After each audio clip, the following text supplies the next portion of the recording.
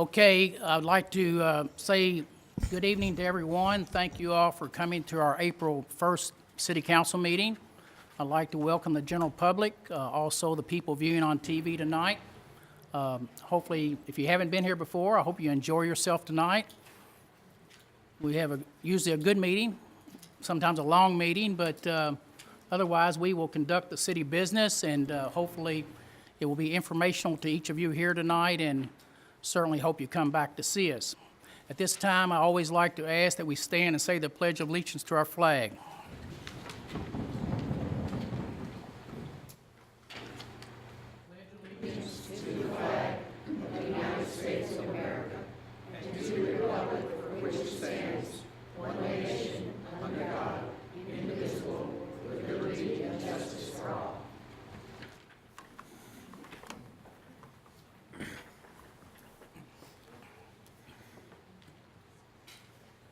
Also, before we begin, anyone that might have a cell phone on, I know it's always sort of embarrassing if it goes off during a meeting, so I'd like to go ahead and remind you, you might want to put it on vibrate or possibly turn it off, or maybe excuse yourself in the event you get a call. But it's quite okay. If it does go off on you, I'm not going to point you out.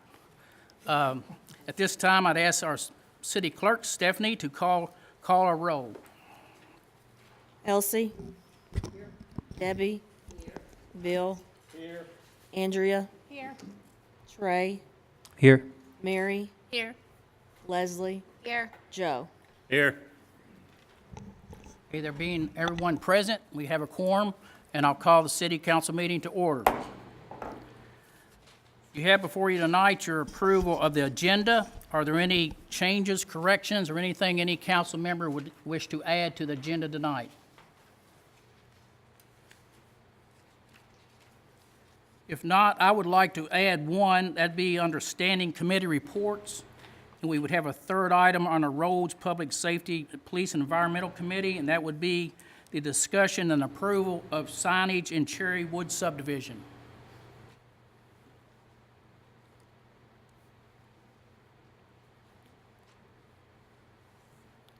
Anyone else have anything they'd like to add at this time to the agenda? If not, no one wishes to add, I entertain a motion the agenda be as approved as presented. So moved. Motion made by Ms. Carter. Is there a second? Second by Ms. Pollard. Any further discussion on the motion? All those in favor of the motion, let me know by saying aye. Aye. Anyone opposed? Okay, tonight we have our March 4th City Council minutes. I know I put Stephanie through a long misery last week of reading 2 or 3 pages of them, so I think the council, you've had these minutes in your pocket since last Thursday, and if it's okay with the council, I will ask that we dispense with the reading of the minutes, unless I would ask that any council member would like to make a correction, a add to the minutes, or a deletion, please let it be known by saying if you do so. Anyone have any corrections to the minutes, or have you had time to look them over? Okay. That being said, I'll entertain a motion that the minutes from the March 4th meeting be approved as presented. I make the motion to approve the minutes from March 4th, 2019 as printed. Motion made by Ms. Pollard, second by Ms. Essenpree. Any discussion on the motion? Did I say it right, Ms. Essenpree? No, I'm sorry. How do you say that? Please tell the public how you say your last name. It's Essen Price, price like the price tag, so. Essen Essen Price. Price, yeah. I've heard it called Essenpree, all kinds of things, Ms. Essen Price. But, so anyway, I'm sorry about that. It's my fault. No problem. But we have a motion and a second to approve our minutes. All those in favor of the motion, let me know by saying aye. Aye. Anyone opposed? Thank you. You have in your packets tonight all of our payables for the month. So I'll give you time to look over those, and perhaps if you have any questions about the payables, I have Heather Woodcox here tonight as well as Stephanie, and if anyone needs for clarification on any one payable, I'll always ask Heather to come forward and or Stephanie maybe to answer it for you.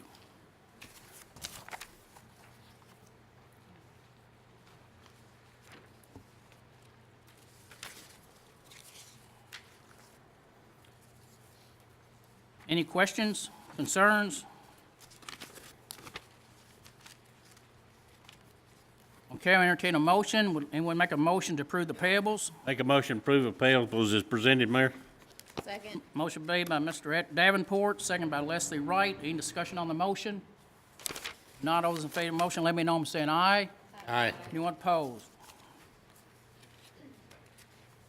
I would like to also remind the public that these documents have been in the city council person's possession since last Thursday, so they're just not up here and giving us a blank check to spend whatever we choose to do, but they have seen these, they've been looking at them for 4 days or so, and they are hopefully have done their homework to check them out. So that's the reason we're moving through these items.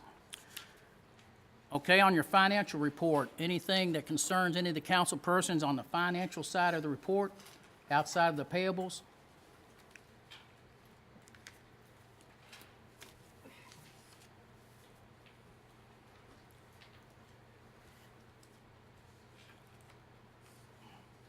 Would like to say to the council, early on in the year, you saw one account balance that had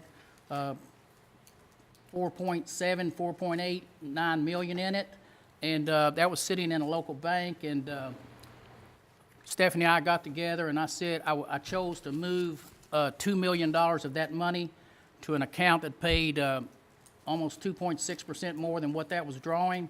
So I've got that in a local bank at 2.6%, and we'll make about $52,000 a year for the interest, or $104,000 for 2 years. So it was money that I felt we could sort of set aside, and we actually use those monies and those account balances to actually balance our budget.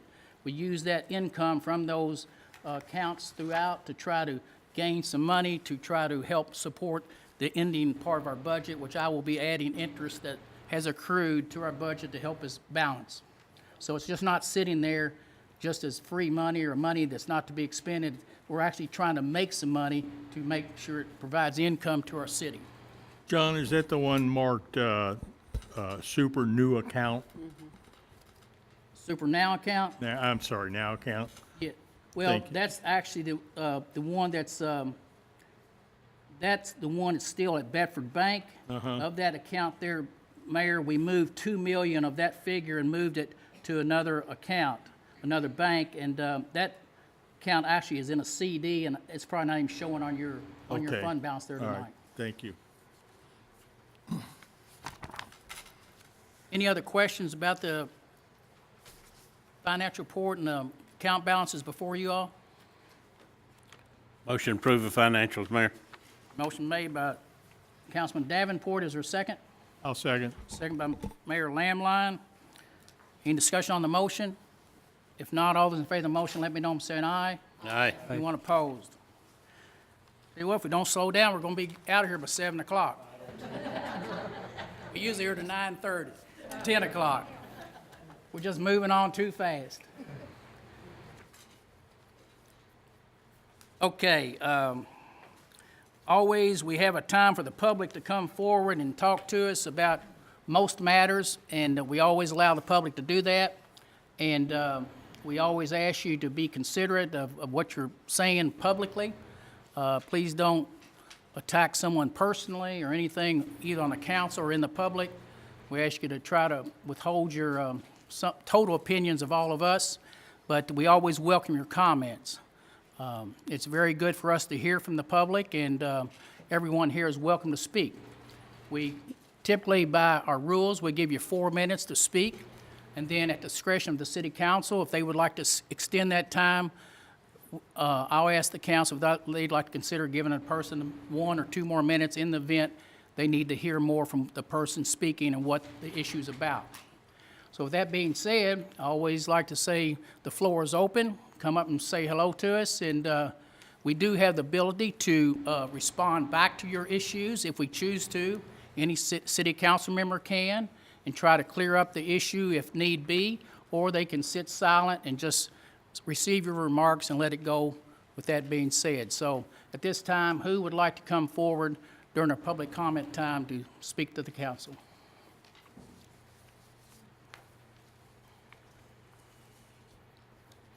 This lady here is Miss Stacy Rockaway. She represents Congressman Massey's office, and she's here tonight to say hello because I've seen Stacy around for a number of different years, different places. I won't say all where we've been, but we've been around. But welcome, Stacy. Glad to have you here tonight at the City Council. Thank you, Mr. Mayor. Council members, I just wanted to come by and introduce myself since there are some of you are new. I am the field rep for Congressman Massey. I have his 8 western counties. I work out of the back of the PVA building. And I live in Shelby County. I am your liaison to the congressman. And so if you have constituents who have any issues with federal agencies such as Medicare, Social Security, IRS, disability, veterans benefits, those are probably the top calls that we typically get. But any federal agency, feel free to give us a call. And we can usually open up an inquiry for the constituent to look into the issue that they might be having.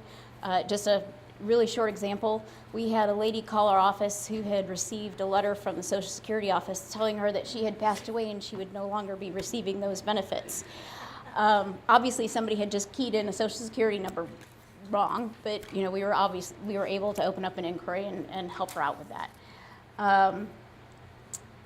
Phone calls, if you support a bill or oppose a bill, if there's something that's going to be affecting the city or your friends, neighbors, please give us a call. The Congressman likes to hear from people on the ground.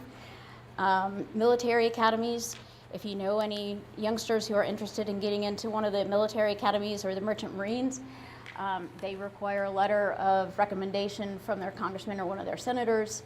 It's an entirely separate process from applying to the academies. So again, give us a call. We'll walk them through that process.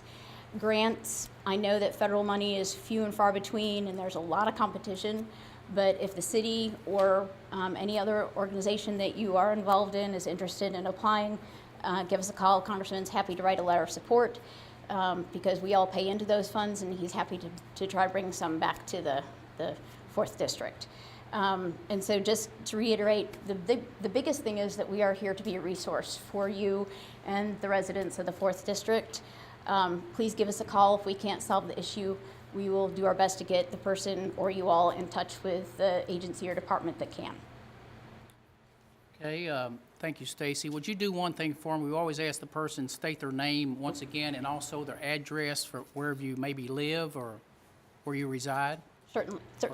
Certainly. It's Stacy Rockaway. I am field representative for Congressman Thomas Massey, and the office is 110 West Jefferson Street, LaGrange, Kentucky 40031. Anyone have any questions or comments or anything they'd like to ask of Stacy? When is the congressman's election again? Is that next year or this year or when? They run every 2 years, so last year was the last election, so all of the House members are up again in 2020. 2020, okay. Where does Congressman Massey live? He lives in Lewis County, so Lewis County. it's about an hour and a half, hour 45 minutes east of the northern Kentucky area. Does he ever travel in this part of the state? He does. He was actually here 2 weeks ago. Did he? 2 weeks ago today. We'll tell him he's always welcome to stop by here. We meet the first Monday of each month at 6:30 right here. I will do that. If no one has anything for Stacy, thank you so much for appearing today and hope to Certainly. see you back. Very good. We'll try to be of service. Yes, ma'am. Okay, who would like to speak next?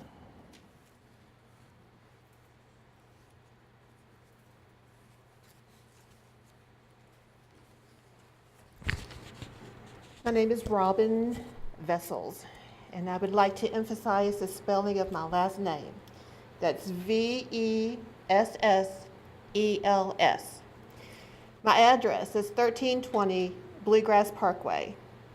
I would like to emphasize my address, 1320 1320.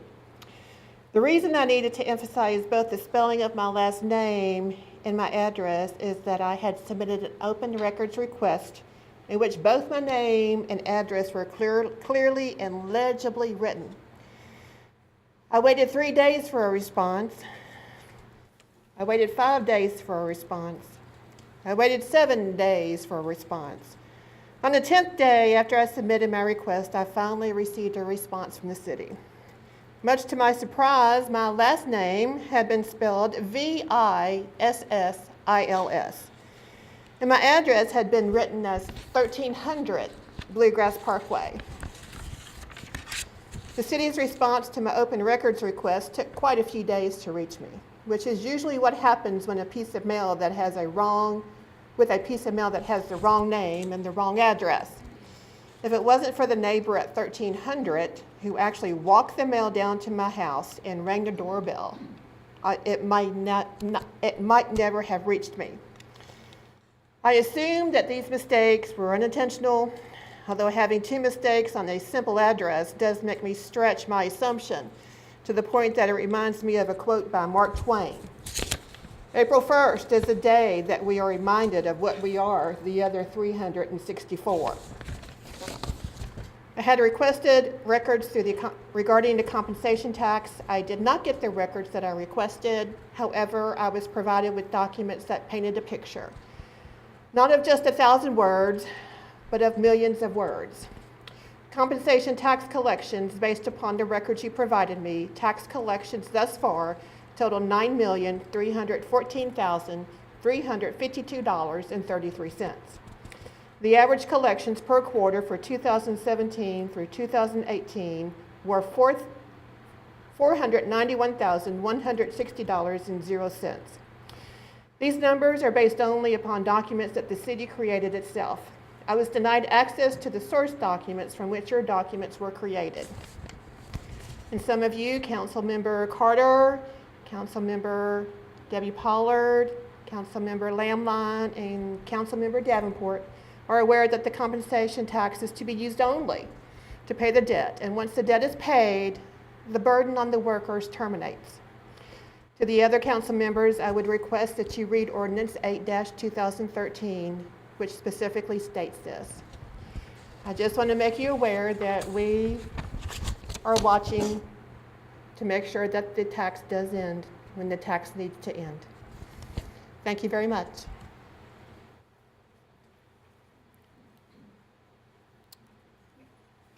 Any comment from any council folks on that matter? I apologize for spelling your name wrong, and apparently the address, that was my responsibility, so I'm sorry. It was not intentional. There was no nefarious intent, so hopefully you got it. But we're not allowed to disclose any private information under the law related to that. That's even in the ordinance, and I quoted that in the letter. So thank you.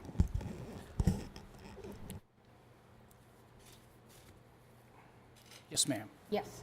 My name's Elizabeth Kirkwood, 1515 Dawkins Road, LaGrange, Kentucky. And I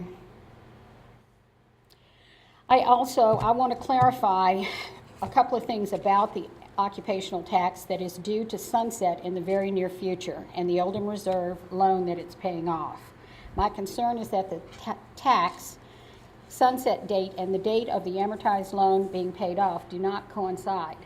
It looks like the money is going to be collected a lot earlier than what was anticipated because a lot more has come in than what people counted on. The tax brought in, as I just said, is more than expected, so its sunset goal will be reached sooner than anticipated. Our understanding is the 1% tax will end at the $10 million goal and not the last day of the amortized loan payment. We do not know the particulars of the payoff of the Oldham Reserve loan. And also, as far as personal information, we did not want personal information. We just wanted figures. We don't want bank accounts. We don't want anybody's name, nothing like that. Just dates and figures. That's all. And as far as how much money was put in the bank account and what interest is being earned on it, and you addressed that. I don't know which account that is, but you've addressed it. A tentative end date When the 1% tax goal is met, the tax on employees should stop and the 1% tax drop off of their paychecks. A tentative end date should be known by employers and employees as soon as possible. This would simplify the transition for employers and avoid the hassles of repaying overages. We would appreciate a public announcement of the anticipated sunset of the 1% occupational tax and the soonest date the Oldham Reserve loan will be paid off. The reason that I'm concerned about this is a lot of people aren't living paycheck to paycheck or hand to mouth, but there are people that are. And the sooner this can get paid off, the better. So, thank you.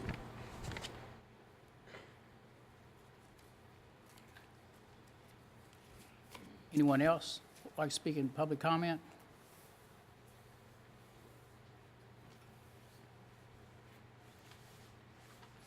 Hello. Hello. I'm not good at public speaking, so bear with me. Go ahead and please, and just state your name, Deanna. My name is Deanna. My last name is Housley. My address is 1120 You're okay. You're doing great. Keene Avenue.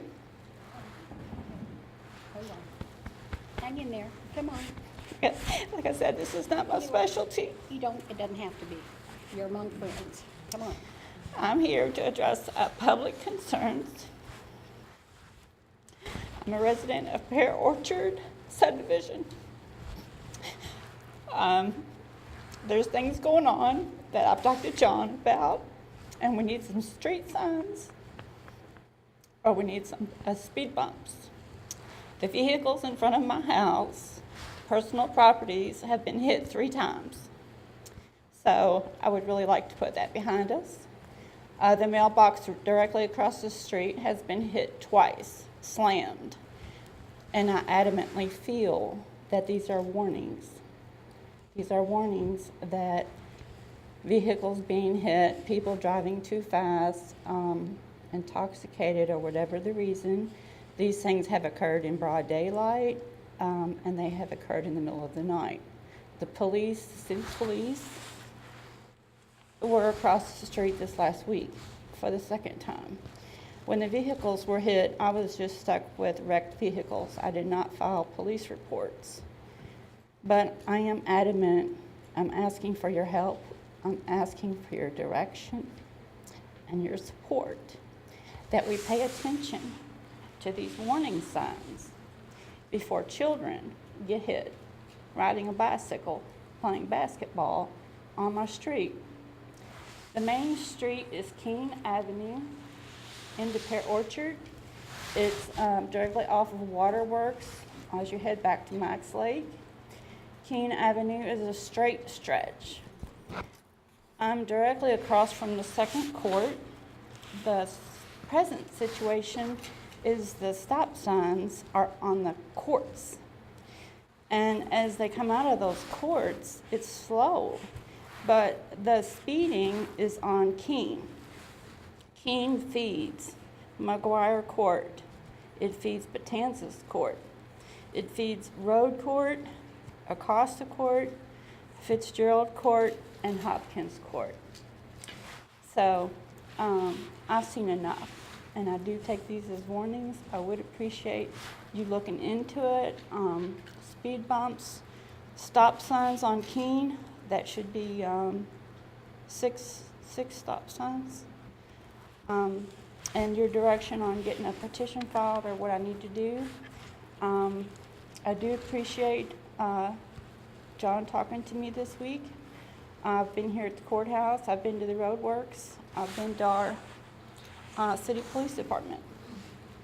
So I'd like to open that communication and be polite in asking for your help, and also be persistent, because it is warnings that we need to pay attention to before it gets more serious. Thank you. Thank you, and I understood every word that you said, and you did a great job. We do have a speed hump program. What happened to it, I have no idea. I don't even know when the last speed hump was built. But they do save people's lives, and that's why we started building them. Speed bumps? Speed humps. Humps, yes. Yes. I would like to add, Bumps are illegal. Okay. Well, since you mentioned it, I would like to add that I walked around the neighborhood, and there's speed limit signs. I think it's 25 miles per hour. But if I am in the back of my house and I hear the vehicles, I don't think you hear vehicles at 25 miles per hour. Okay, Deanna, you came in late Friday afternoon. You and I talked at City Hall, and I told you I would look into this quickly, and Yes, today sir. was Monday. Yes, So sir. I spoke with Corey today. He's our street superintendent. So, Okay, Corey, if you would, we talked today about the process of applying and getting the neighborhood together on speed humps, bumps, or whatever we're going to define them as. And we began to talk about that. So what I'd like for you to do at this time, even though Bill says the program's what's happened to it, but I would like you to speak to the council, the new members, and also the general public. What is the process of applying to look in anyone's neighborhood for the installation of a speed bump or hump? Right. Could you do that for me and We speak? mailed her, Get over, please, move over. So mailed the guidelines to Speak up her. and speak up so everyone in the city can hear you speak tonight. we had spoke today earlier, and I'd got a message. Spoke to her today earlier? No, I spoke to you. Yeah, right, okay. I guess you had called Friday? I was at the City Works, Friday. Riverboat Works on Friday. Friday, Yes. okay, yeah. Beth has mailed her, which is our office manager, the guidelines today. So typically, you put in a request, and we will mail you the guidelines, and you have to go through the process of a petition, and then we'll actually come out and do a count. Either or, we will sub it out. We have a retainer with Neil Schaefer to do a traffic study. There's distances that they have to be from other controlled intersections, but it's a long street, so stop signs could be part of control. So, When you talk about a petition, you're talking about two-thirds majority of people who want one or Two-thirds. don't, or is that from everybody in the subdivision, or just the folks who drive that street, or how's that? anyone who has to cross the hump. Anyone has to cross the hump? Anyone who has to cross the hump to get to their home has a say whether they want it or not. So, Which is 66%. So once we get the request, we'll give them information back for how many people and the addresses that they have to get to sign a petition. okay, that being said, if the council has any question for Corey, but what I'd ask you to do, Deanna, Yes, sir. is get the application, try to follow what it says. get it If you need, tomorrow. have any issues about it, please speak with Corey Yes, sir. and get a neighborhood association meeting going, and then we will bring your concern to our road committee that meets, what day, Mayor? We meet the second Wednesday of every month. Second Wednesday, so they can handle that petition and then discuss it in committee and more than likely bring it back to the full city council based on you having the appropriate information to Corey and to us. And it's spelled out in the guidelines, step by step. Yeah, It's pretty street, straightforward. stop signs on Keene or humps or bumps. We need something. Yeah, there's several streets, so Yes. stop signs could be part of control. It's not always preferable, but. Thank you. John, Thank you. John, Yes. I was up there at 4 o'clock today, just cruising the neighborhoods through there because I hadn't been through there in a while. And I didn't see any problems with the street, but coming up to go out onto Waterworks Road, I stopped extra long because a car was turning, and I moved out of his way because he whipped through there and two boys were playing basketball 2 houses up. It needs to be up at the corner, actually. Well, that will be looked at. I know, but I'm just probably giving the Corey suggestion. Rusnak and our city police chief. Right. His department, and then through the road committee, it will come back here hopefully soon. But if you don't get comments from people that have seen things, you might not get the right resolution, which I'm sure you will now. You know, because you're aware of it. Well, Deanna can help us with that as well, you know. Thank you, Deanna, for coming up, and we hear your concerns, and would deal with them as quickly as we can, okay? Anyone else like to come up tonight? Chris, why don't you hold up if you're coming up about your issue, okay? We'll get to you in public comment during your particular issue. Is that all right? Okay.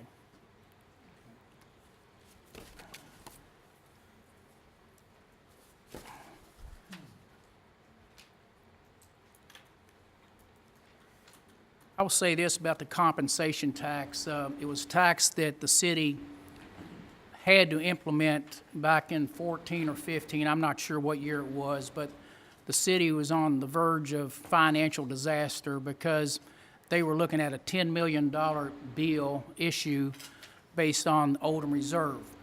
It was a bond deal evenly split between the city and the county, and the city had no way out other than create the tax itself, which they imposed the 1%.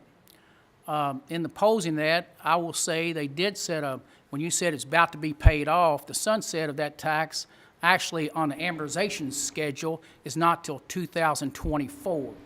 Now, I've been here 4 months now, and I think the council had prepared this body for an eventual payoff in February, which, yes, we reduced that amount $1 million in the month of this past February. By doing that, we reduced the actual interest $2,500 a month, but our annual payment on the bonds is about right now $1.1 million, almost $100,000 a month. I'm going to be honest with the public and everyone. Of that money, So sorry. Mine does it too. So sorry. I'm not, Liz, you're doing fine. I'm not even going to point you out. You're doing great. You're doing great. I reminded everyone at the beginning of the meeting, but you're okay. Thank you.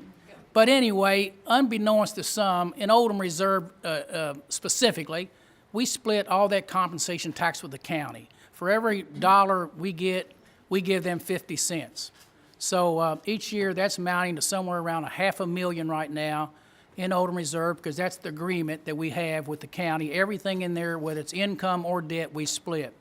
Furthermore, to the council, we have the needs of trying to do some infrastructure issues that are most desperately needed in Oldham Reserve.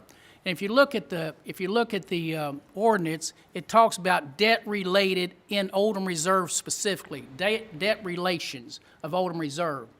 So, as far as I'm concerned, this council, if they actually feel that we can do the needed things as far as the infrastructure in the reserve to make it a nice business park, to give the people the opportunity to increase their job opportunities, then maybe this council will feel that's a allowable expense.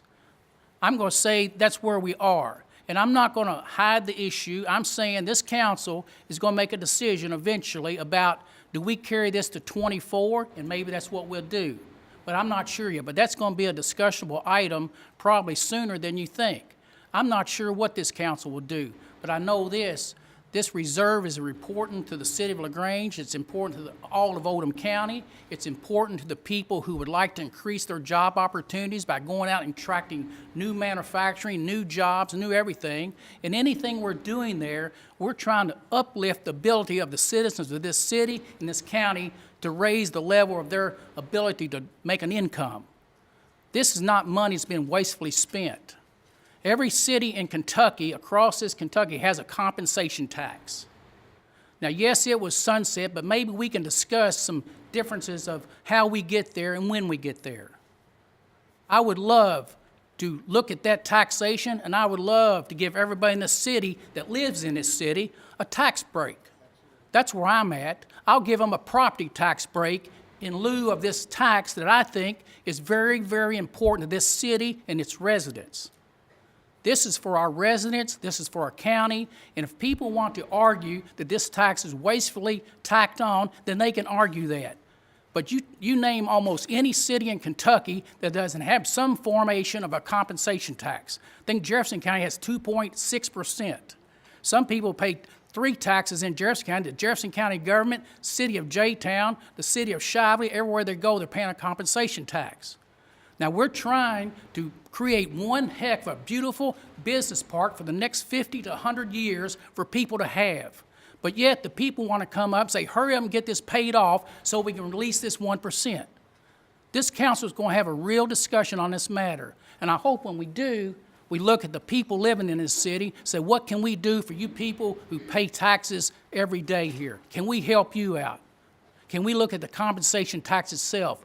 But this tax needs to go on. If it doesn't, we will never, ever be able to work with the county and put the infrastructure needed in this park because we're not getting it from anyone else. There's no handouts. There's no federal government giving us money. And we've got to think about this. But to come up here and argue how soon you're going to get rid of it, if we get rid of it, I have no means whatsoever to put one culvert in Oldham Reserve, because the folks came up and said it's not a needed thing. That's all I need to say at this moment. Say something? Yes, ma'am. Thank you. Okay, absolutely, none of us think that this money is not being well spent. Well, that's Okay. what you're saying. You No, say no, there's no, no, no, missing no. money. You said it last year. You coming up here tonight. I never said anything about Well, missing last year money. was 400,000 left. You just won't let up. No, it wasn't me. Well, it was part of a group. Well, don't label me in that group. Well, I don't know okay? who's in the group, All but they're that always we're- alleging that we're Oh, wasting the money. I know and what you're it's thinking. it's unaccounted for. It's Okay. not unaccounted Okay, for. it had nothing to do with us, and I have no idea who did that. My only thing with this is that the citizens be informed about what's happening. They can come to this city council meeting, they would just heard what I just said. Well, but you're mad because you think I'm we're not trying. mad. I'm well, not mad. you sound mad. I'm not mad. Well, I'm telling you the reality of this I tax. understand the Every reality city, that something has to be done. I understand that, and I understand that we're a small town, and a lot of the money comes from people that come here from Jefferson County. I understand that, and Lord knows they've got more money than we do. I have no problem with that. All I'm saying is let the people know what's going on. the taxes to be paid out in 2024. Okay, If but we you pay will have collected 20 million or more dollars by then. They are expecting to pay 10 million, and that's almost, you're almost there. Ms. Kirkwood. Just let people know what's going on. Any money that's been collected is in the account. It's in there. I had 5.8, but I just paid $1 million in February, and the account balance I today is completely 4.8 understand million. that. I am not against what you are saying. I don't think you're hearing what I'm saying. The people are expecting for that 1% to come off when the $10 million bond is paid, okay? That's what they're expecting, Yes, ma'am. okay? And all I'm saying is, and I've heard we need more money, we need to keep this, and a lot of the money comes from outside people that work here. That's perfectly okay. But all people want to know is what is going on. Rather than saying, okay, the $10 million, okay, we've collected $10 million, that's what you told them that they were going to have to pay, and then you say it's going on to 2024, that's going to be another $10 million. And that's okay. But let the people know what's going on. That's all I'm asking. I understand we need money. I don't have a problem with that. I'm not a money person. I'll barter with you any day, rather than take money. Give me a bag of cat food, I'll do something for you, okay? I can't take anything. Well, you don't have to. But anyway, what I'm saying is, all the people want to know is what is going on. Hey, Can you please. put something out and Yes, just I say can. what's going on? Yeah, I can put something out. I did my obligation. I paid the $1 million in February. Once I got here, we I totally, came up to $1 million. I agree. Now I've agree. renegotiated the amortization of the whole note, and I've done that. Exactly. Yes. I've saved us $2,500 a month there. Okay. If I pay But this that thing, also adds on more to how long the people are going to pay. Instead of paying to 2019 or 2020, they're going to be paying to 2024 or something like that. Okay, so when you say that yes, see, that's the thing about amortization. You can drag it out as long as you want to. more than 2024. Well, but the people are going to have to pay the 1%. Every year that you add on to the amortization, they're going to be having to pay that. And if that's the case, they just need to know it. I understand that, but you also need to know that I'm trying to prepare a budget right now for this city. On a general fund budget, on general fund operations, I'm running tight as to get that just funded from general fund. Yeah, I wouldn't want your job. If I had to pull a $1.2 million out of general fund to make my debt loan payment to Old Reserve, I'd be $1.2 million in the hole immediately. I've got to have that money. Now, that being said, I'm going to set the story straight.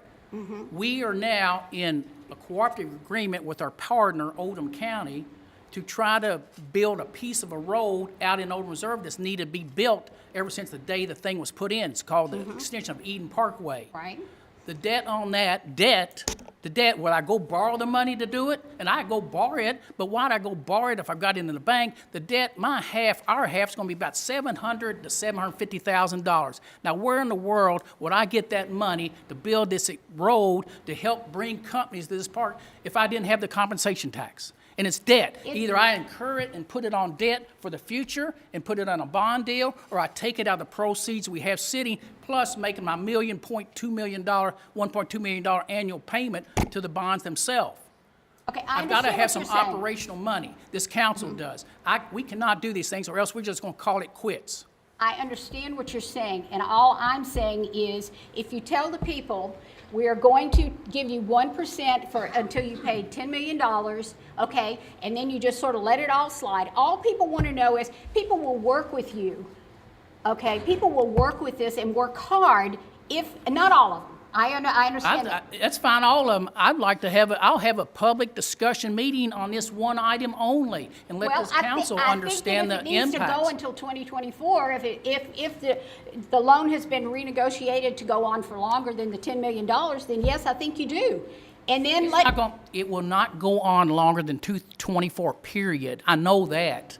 I'm just trying to do some necessary things within the realm of 224 with the money to do some major infrastructure improvements in the park that the city and the county jointly partners say we need. And I admire you for that. I admire everybody up here for doing that. All I'm saying is, if you're going to take money out of someone's paycheck, you need to let them know the beginning of it and the end of it, and that's all I'm saying.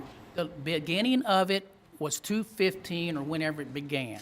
The end of it, for sure, is 2024 through the sunset law. Now, what I was saying previously, if this council wants to do anything differently on that particular issue of 2024, then I'm willing to listen to them. I'm willing for them to make a motion to do it, but I'm telling you how I see it. Okay, but are you hearing me when I say that they were told it was $10 million? And they were told it was like 2018 or 19 or something, or 2020 when it was going to be paid off? No, it's always been 2024, period. I thought you said you just renegotiated it. I didn't renegotiate. I paid $1 million in February that we did not have to pay. I had it, and I took it, and I paid it just to try to not So is this a balloon payment loan? Is it a balloon? How is this being paid off? It's not going to be a balloon. It's going to be paid off through an amortization rate in 2024. If it's just like buying a house or a car, in that particular day, it's coming due and it's over with. Now, if we pay $1 million every year, it's going to get paid off sooner than that. Granted, I mean, this going gets the principal. This $1 million is going gets the principal. So if we had a $5 million, 5.8 in January, today we got 4.8. So you pay the $1 million one time a year, or do you pay a monthly? Pay a monthly plus the $1 million. Okay. This year we'll pay $2.2 million in 1 year. Okay. So that's really going through some cash. Yeah.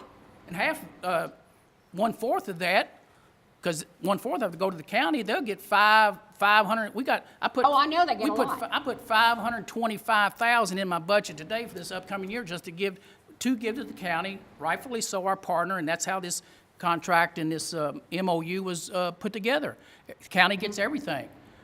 Insurance premium tax. We get insurance premium tax from Rollins. The county gets half of that. Well, I want to work with you, and I want to work for the city. I mean, I want to work towards what's good for this. I'm not trying to cut something off that we need. All I'm saying is that there are people that are concerned that if you say $10 million is where they stop, then that just let people know what's going on. I promise you. In simple terms. Yeah, I will. We can. Okay, that's what needs to happen. And then I think even there are going to be some disgruntled people, but the other people will have to see that in the long run it's a good deal. Okay? But Well, it's a good deal if they figure it's the future of our city and our county. To put together a 900-acre park that you can just look at what Rollins doing. I mean, it's just tremendous if we can get ourselves and our partners, OR partners, Oldham Reserve partners, which are going to be here next month to meet this new city council. They're our development partners, Hollenbach Oakley. They're developing Blankenbaker Crossings, they're developing stuff over in River Ridge, and they're our development partner here. We had a meeting, and we need to move on. Oh, We yeah. just had a meeting on the ramps on I-71 this past week. They felt, and I've always felt, that we have to get great access directly into that park. And with the implementation of these ramps, that should provide that for us. So we're hoping we have the money to put those ramps in. We're gonna try to move quickly to get those in. All we're trying to do is build a business park for job opportunities so people don't have to leave this county and go elsewhere to work. I'm for lesser things than Rollins and provide the people who work a minimum wage here. If I could get a widget company to move in Oldham Reserve instead of making $9.50, but they make $15.75, that's what this is about. We're I trying think to we're raise on the the level. same team. We're on the Yes, same ma'am. team. We're trying to make sure that the community gets what it needs, okay? I don't think there's any problem with us being on the same team. I just think that it's a matter of communication. Well, all I'm asking is, all the money's accountable for. And I there's- don't think there's- the money went you know, anywhere but where it's supposed to go. And that's all I can say. And the council, I assume knows this, but we've got some obligations coming in this park, and there's no way I can fund these obligations, be a half partner, 50% partner to the county, and meet our obligations if we don't have the ability or the income stream to pull it from. And it's Right. debt related to Oldham Reserve specifically. We can't go anywhere else and spend this, period. Right. We can collect compensation tax outside of Oldham Reserve, and we can't use that. That's got to go into the restricted account. So we've got to manage on what I'm getting in the general fund, from general fund sources, property tax, insurance premium tax, business license tax, things like that, and make it work. So I ask you to bear with us. I think it's going to be great in the end, and people are going to see what we're going to do, and hopefully we all understand that. And instead of up here wondering where it's at and how soon you're going to get it paid off, I so don't we wonder so where so any we of can it's do away at. with so we can do away I don't with wonder where it. any of it's at. I wonder what the parameters of this Well, are. what I'm saying, I'm sorry, Liz, but Robin said, you got money to pay this thing off next year, it looks like to me, in the account. Well, if this council wants to pay it off next year, because we can pay it off early, then this council's gonna make a motion to pay it off when we're done with it. But then, Well, I don't know but what's then gonna- I that's don't know what what's gonna people, happen then. but that's what people need to know. That even though, and it probably could be paid off pretty soon, truthfully. But the thing of it is, if there are other things that have to be done out there, then people need to know. I promise you, people will know, because I'm gonna put something in the paper, gonna tell them what my position is. Thank you. And try to see perhaps if the council would agree with my position. If they don't, I'm still gonna lay out my position. Well, I'm glad. That's all we want is just keep us in the loop. Yes, ma'am. Thank you. Yes, ma'am. Thank you for coming. I appreciate both of you, but I really, you say other people are going to be upset. I would really love it if you could get those people to come, or even go to, I can't. well, they're the ones that's saying I all know. this stuff. I can't even that's talk not to some of true, them. and it's not being done. And if they just go to John, he will show them. I Oh, yeah. mean, Yeah. he has been there for me and showed me a lot of things, and I just, I'm tired of people putting us down and like we're Well, I hiding don't money. think, it's not even about putting putting it in the wrong anybody down. place. That's why we tried to get the original papers, okay? So we could see, I understand what you mean by individual papers. I mean, Okay. everybody that pays their bill, it comes in with their social security number, Because there's a- their name, their address, and all that is not that. protected That's not confidential what we wanted. information by That's state not what and we wanted. federal law. yeah, no, there's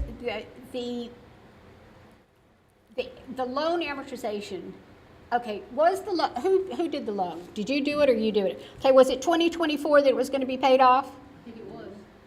Okay, why have people been saying 2020 and 2019?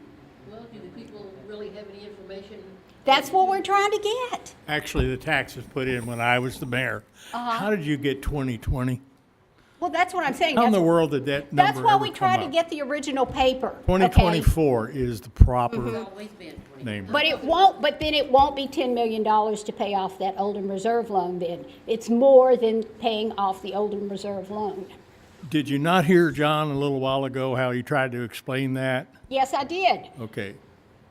But I think people think that once you get to they get to the $10 million mark, that's going to be the end of the bond. Because it's $8 million and a $2 million bond. You're not even considering interest rates. Well, I was asking about that too. Okay, Liz, Stephanie Winthers come up here. She's our business license and compensation tax person for the city, so what do you have to add to this, I just Stephanie? wanted to clarify, the forms that we get in, when they pay their compensation tax, it comes in a form, and it does. It has their name, their address, their social security number, their federal ID numbers. It has all that personal information. The request I had received from you was requesting the original applications, and that's the information we can't release because it has all the company's personal information.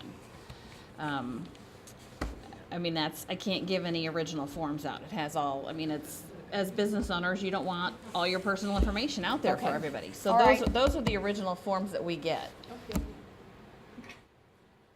That's understood. I mean, you know, you can't tell how much someone makes at Rollins every day. Correct. You can't give them your social security number so they can see how much they're making, and we just can't release that stuff. Correct. Well, it was pretty extensive.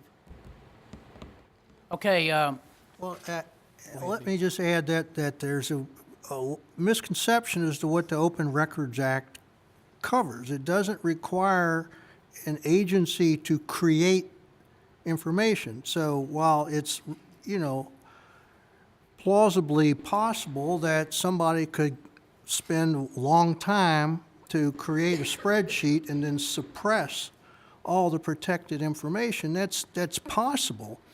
But that's not what the Open Records Act, those are not records. Those are created reports, and we're not required to create reports for an individual, for any application, so. And again, the statute makes it a crime, makes it a violation for a person for Stephanie to have released that information.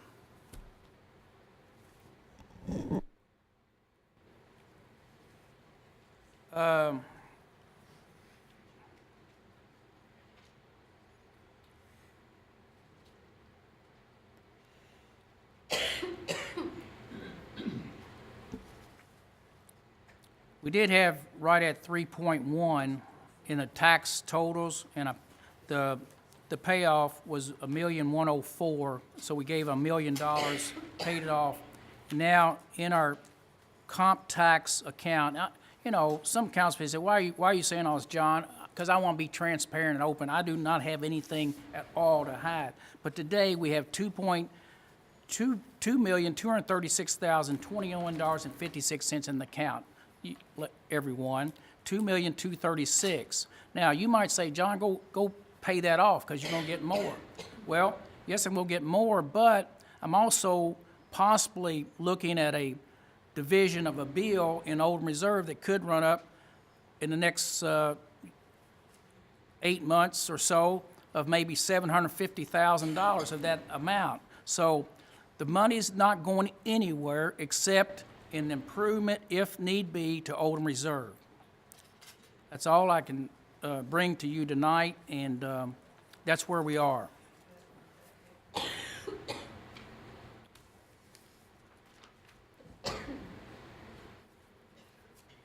Yes, ma'am. Tracy Ming, 604 Lakeview Drive, Grange. John, if the people will recall, it's been either January, February, or March. Did you say it? Did the occupational tax, I'm not complaining to you, but I'm just saying the people's not listening. You said it would be sunsetted in 2024. I sit here and listen to it.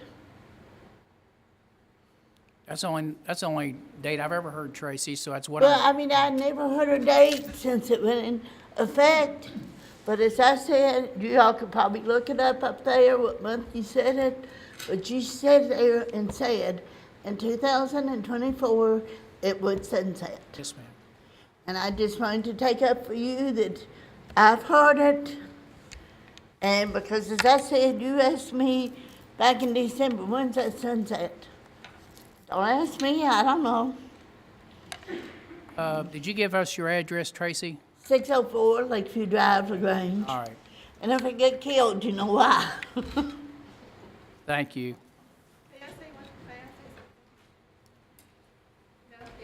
Yeah, I'll let you say something, Robin. I'm trying to be fair to all concerned.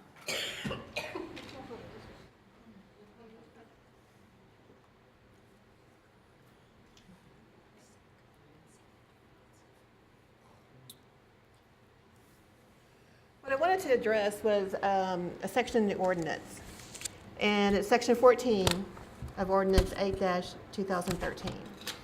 And what this section says is use of compensation tax. All money derived from the compensation taxes under the provisions of this ordinance shall be paid to the city and placed to the credit of the city's general revenue fund. However, all funds collected as a compensation tax shall be used only to retire the debt related to the Oldham Reserve. Right. So if I wanted to hypothetically to pay my half of the county for our half of the road that we're hopefully going to build out there soon, I've got to go borrow, I'd say I'll go borrow a note for $750,000, $800,000. So I've got debt. So I'll go borrow it. Now that's debt related to Oldham Reserve. Or I can take cash that we have in the bank and pay it without creating another debt and paying interest on top of a debt. So the logical way to do that, if we've got to do it to put the needed infrastructure in our reserve only, not out on 4th Street making an improvement, but it's in Oldham Reserve, I can either create the debt to pay for these items and pay the debt back through compensation tax, or I just take it from this $2.2 million as we go to get that piece of infrastructure paid for. When this No interest. When this was implemented in 2013, the only debt that anybody talked about was the debt on the bonds. That might have been all they talked about, but when you talk about debt, they probably assumed that there was going to be more debt in reserve just to get it produced and built out. I can guarantee you, I was at all those meetings, and I never heard anybody, any of these council members, make that assumption. Well, I wasn't here. Okay. And I'd also like to say this, I do have some figures here regarding that occupational tax, and I did go over how the average collections were $491,160.96 per quarter. And the current revenue required for retirement based upon that money is $2,125,761.12.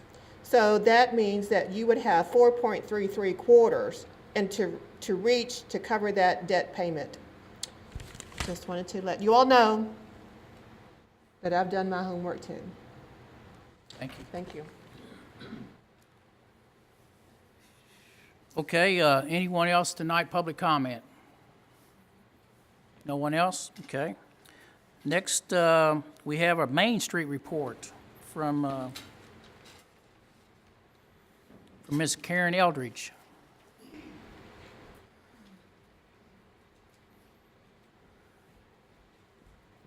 Good evening, everyone. Good evening. How are you? I'm doing fine. State your name, please, and who you are. I'm Karen Eldridge. I live at 1203 East Moody Lane in Crestwood, but it's closer to Grange. Or I could say I live at 208 East Main Street. In the Welcome Center, for those of you that don't know.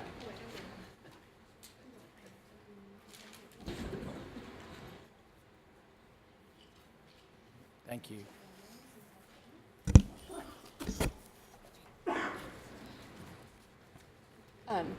I will start off with some exciting news. This is the 40th anniversary for Main Street in Kentucky, and we're going to have a really big party in Covington. And part of that is having the best baker of Main Street.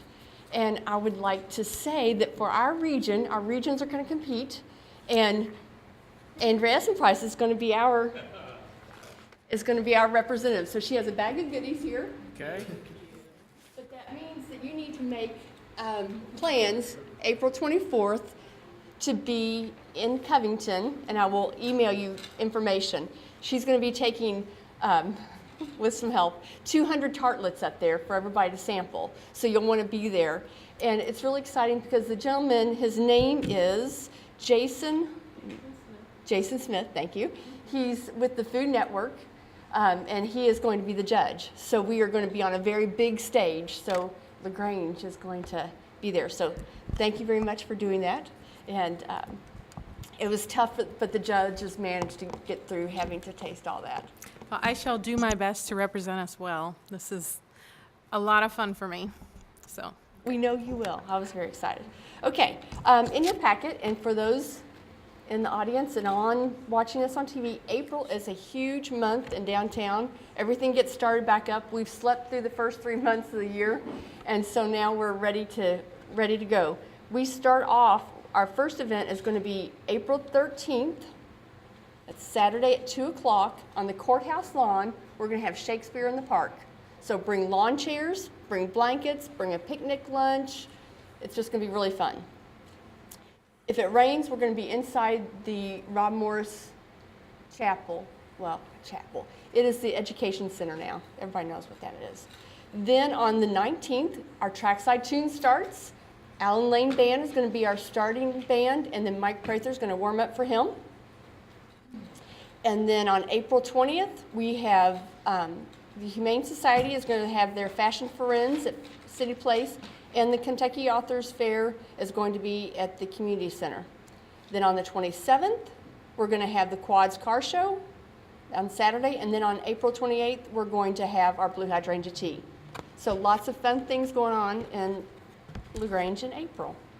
The LaGrange Springs Park project, if you could go on Facebook and like that post and share the posts that are coming through that, because we are in the midst of trying to qualify for a large grant. So please help us get that word out there. That will help get us a really good footing. We have until April the 11th to get that done, so we ask that you please get that out there quickly.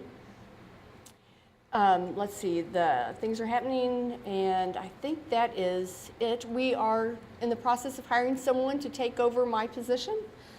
We have 3 really good candidates we're going to meet with, and then so hopefully by next month, no, before next month, I'll be able to bring them around and introduce you. We have high expectations that we'll be able to get that done. And like I said, they're really good candidates. Are there any questions for me? Anyone have anything for Karen this time? Do you have any more packets or a few short? We have 2 more. 2 more? Here you go. Okay, and I will email. Actually, the other thing is this Friday at 8:30 a.m. at the chamber office, which is there in City Place, will be the next LaGrange Springs Park meeting. So if you would like to attend, and this Friday. Yes, we outgrew the Welcome Center. You can be up close and personal. So does everybody have a packet now? Okay. Want to have a packet? Did you give up your packet? Okay, very good. All right, anything else? I can get you more flyers if you know someone that you'd like to share about the Blue Hydrangea. And also I have some of our rack cards to go with City Hall. So we'll have some there or there in the Welcome Center. Oh, and I really would like to, this transition's been kind of strange, and I want to say a shout out to Amber's and Public Works, because the mornings I'm running late and I don't get to open up the Welcome Center. They have been covering me. So thank you all very much. Anything else? Oh, thank you very much, Karen, and hopefully everyone will write these dates down on these different events happening in the month of April, where it's Trackside Tunes or Shakespeare in the Park, and hopefully through our public TV, people will see this and actually set these dates aside to come to LaGrange, because it's a fun place to be. It is a fun place So to we be. want to make it much more fun as we go, and Works Department's going to start beautifying the town just as soon as our flowers come out of the greenhouses, and we're going to try to make the town sharp looking on corners, and hopefully people will enjoy coming to our city as much as they have in the past, and they will do in the future. Yes, and Shakespeare in the Park, last year, it was really great to see people out running around, the kids running around. And It's the day of Thunder, so it's a good option for those that don't want to go down to Thunder. It's at 2 o'clock in the afternoon, so you can go down, be outside and see that. So, yes, invite people to see our town, right? That's the best thing we can. Do you have any announcements or any possibilities about anybody that's looking to come to our city to open up anything or? We have, hopefully we will have some opportunity to be able to commit next month. One, they're in the process of trying to buy one of the buildings, and so that'll be a new business in town, and then making some other visits. So we do have some properties for sale, so those out there listening or watching, if LaGrange is the place that you want to be, come in. We have the perfect spot for you, I'm sure. Oh, I would like to mention while we're talking about downtown, one of our attractions has been the LaGrange Trail Train Museum. And I just want to say to the public that our friend Bob Widman, he had a stroke about 2 weeks ago, and he's doing okay. He was at church Sunday, smile on his face, and so Bob's doing okay. But he's always, his heart has been in this train museum, and what's down there, if you think it's anything to look at or take your children to or have a party there, it's primarily because of Bob Widman and his love for trains and what he's tried to do at that train museum. So I wish Bob well, and hopefully he hurries back and gets back up there and does more at our train station. Thank you. I had not heard that, so thank you. Okay, thank you, Karen, for coming and visit us tonight, and hopefully we'll see your new director fairly soon. Okay. Hopefully, as soon as we hire them. Okay, thank you. Okay, you have a LaGrange Utilities report in your packet. Elsie Carter, she sits on the commission, and she's our liaison between the city council and the commission, so she might have some things to say, and/or Ted Chisholm is here tonight. Anybody like to talk to Ted? I always ask Ted to come forward if he'd like to say anything. Otherwise, he pretty much stays back there. Elsie, you have anything to bring to the council tonight? As you all know, we're blasting in the center of the interstate. We are not, I am not, but the Utility Commission has someone who's doing it. And it is, every day, it's going to be from April, listen, that's the wrong one. Let's see, here we go. Here we go. In the meeting every day. I was told that there's 1,700 feet that they will have to blast, and they're doing 200 feet a day, so you can figure out how many days more it's going to take. And they have put an off-ramp for them into the median, if you've noticed, and the utility company paid for that. They're doing quite well. Here we come. Here's going to get the official.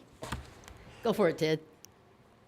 Thank you. My name's Ted Chisholm, Director of LaGrange Utilities, 412 East Jefferson Street, LaGrange, Kentucky. It's too much information. Mayor Carter and I did talk today. They are drilling and blasting for the new sewer line and interstate that is happening. They're blasting every day between about 3:15, 3:30, a little in that range. They are making good progress. They're probably blasting for another week and a half, and then we should start seeing pipe going to ground for that new interceptor line in the interstate. As she stated, the emergency off lane that we had to build for the federal highway is in. It's operable now. The construction people is using that lane. So anyone using 71, please give us caution out there so we don't want to have any accidents or wrecks. I want to thank the LaGrange Police Department because they are helping out there with running red lights and everything for this construction company. And that's about all we have right now going on. Is there any questions any of you have from the report I sent out? I'll be trying to answer them for you tonight. Thank you very much. Thank you, Ted. Thanks, Ted. You did good. Okay, item 10 is a presentation tonight by Travis Rice and Joanne Hepperman. Just a little background. Travis and Joanne visited me a couple months ago and came with an idea, and they will tell you more about what their idea is. They're just sort of seeking comments, possibilities of what they're going to present tonight to you and the public. I will tell the council that Joanne and Travis, I did invite them to the city council, to the budget meeting a few weeks ago to meet the budget committee, because I felt if in fact this council had any interest in this opportunity to be involved with this idea, then I would like the budget committee, if there were money needed and required, I'd like for them to hear it. I will say, first of all, there would be no money required on our part, but through their presentation, they'll tell you tonight what they have to present to the council. So welcome, Travis, welcome, Joanne, and it's your time to. Thank you, Mayor Black. Thank you, council. My name is Travis Rice. I'm with the Oldham County Community Foundation. I'm accompanied tonight with Joanne Hupperman, our board chair. My address is 3311 Overlook Ridge Road. So at the Oldham County Community Foundation, each year we take on what we call Community Impact Initiative or project. It is always designed to be a multi-year project and fill a need or a gap or a service or human service void, if you will, that exists in our community.